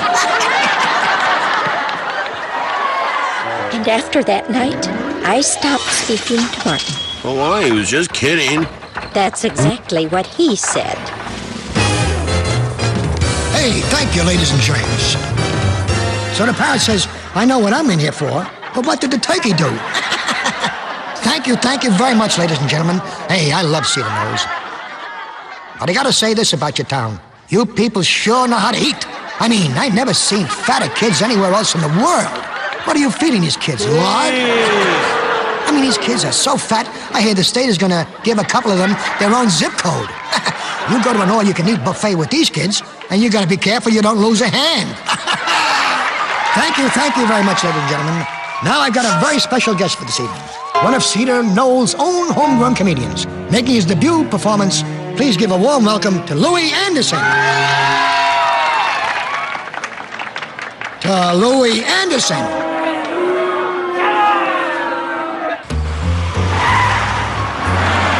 Very unprofessional, kid. You don't get to Vegas by skipping performances. And what are you so upset about anyway? How could you do those jokes? What jokes? The fat jokes. Oh, that's what's been bothering you. Come on, they weren't aimed at you. That's the business, kid. You can't take this stuff so personally. I mean, they were jokes, that's all. You're just kidding? Of course. Well, I'm not. Have a good life. Hey, Louie. How about a ride, huh? So tell me, funny boy, how'd you like the world of professional comedy? I hate it. I'm retiring. Don't do it. That'd be a big mistake. You're a funny kid. You mean funny goofy? or funny ha-ha? I mean funny ha-ha. No, I'll go one better. You're funny ha-ha-ha.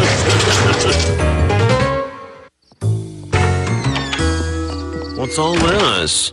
Your father called me from the theater, told me about your debut. There was no debut. That's what he told me. So, I was thinking you could have your debut right here. Good idea? Well, what about your rule? You know, no comedians in the house? I decided the rule needs to be revised. Now it all just depends on the comedian. I don't know. I'm not like Mr. Kazoo. That's right, you're not. I don't think I could spend my life insulting people for a living. Then don't insult. Find your own voice, Louie. Well, where do I find that? Oh, Louie, look around. All right, who took my cheesecake? You kids are worse than the government. I swear, it's like living with 11 junior IRS agents under one roof.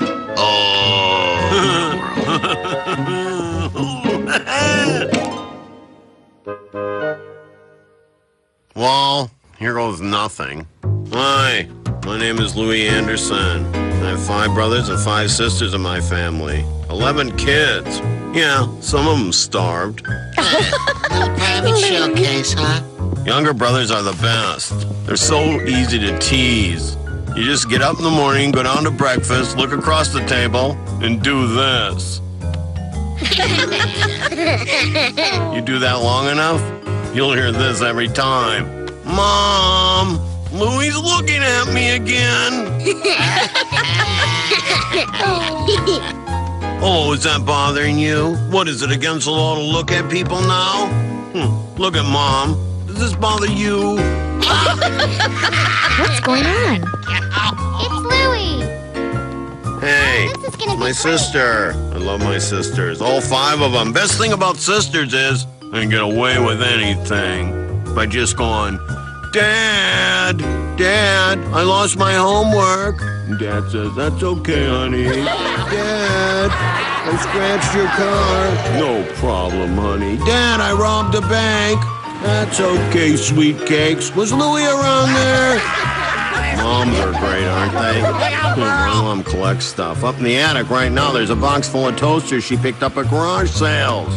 I said, Mom, why don't you throw those out? She said, your father could always fix those toasters, Louie. Yeah, right. Remember the time Dad fixed the TV? We had to watch Bonanza with our heads tilted. Hey, Dad, is Hoss thinner? Yeah, my dad can fix anything, especially if it already works.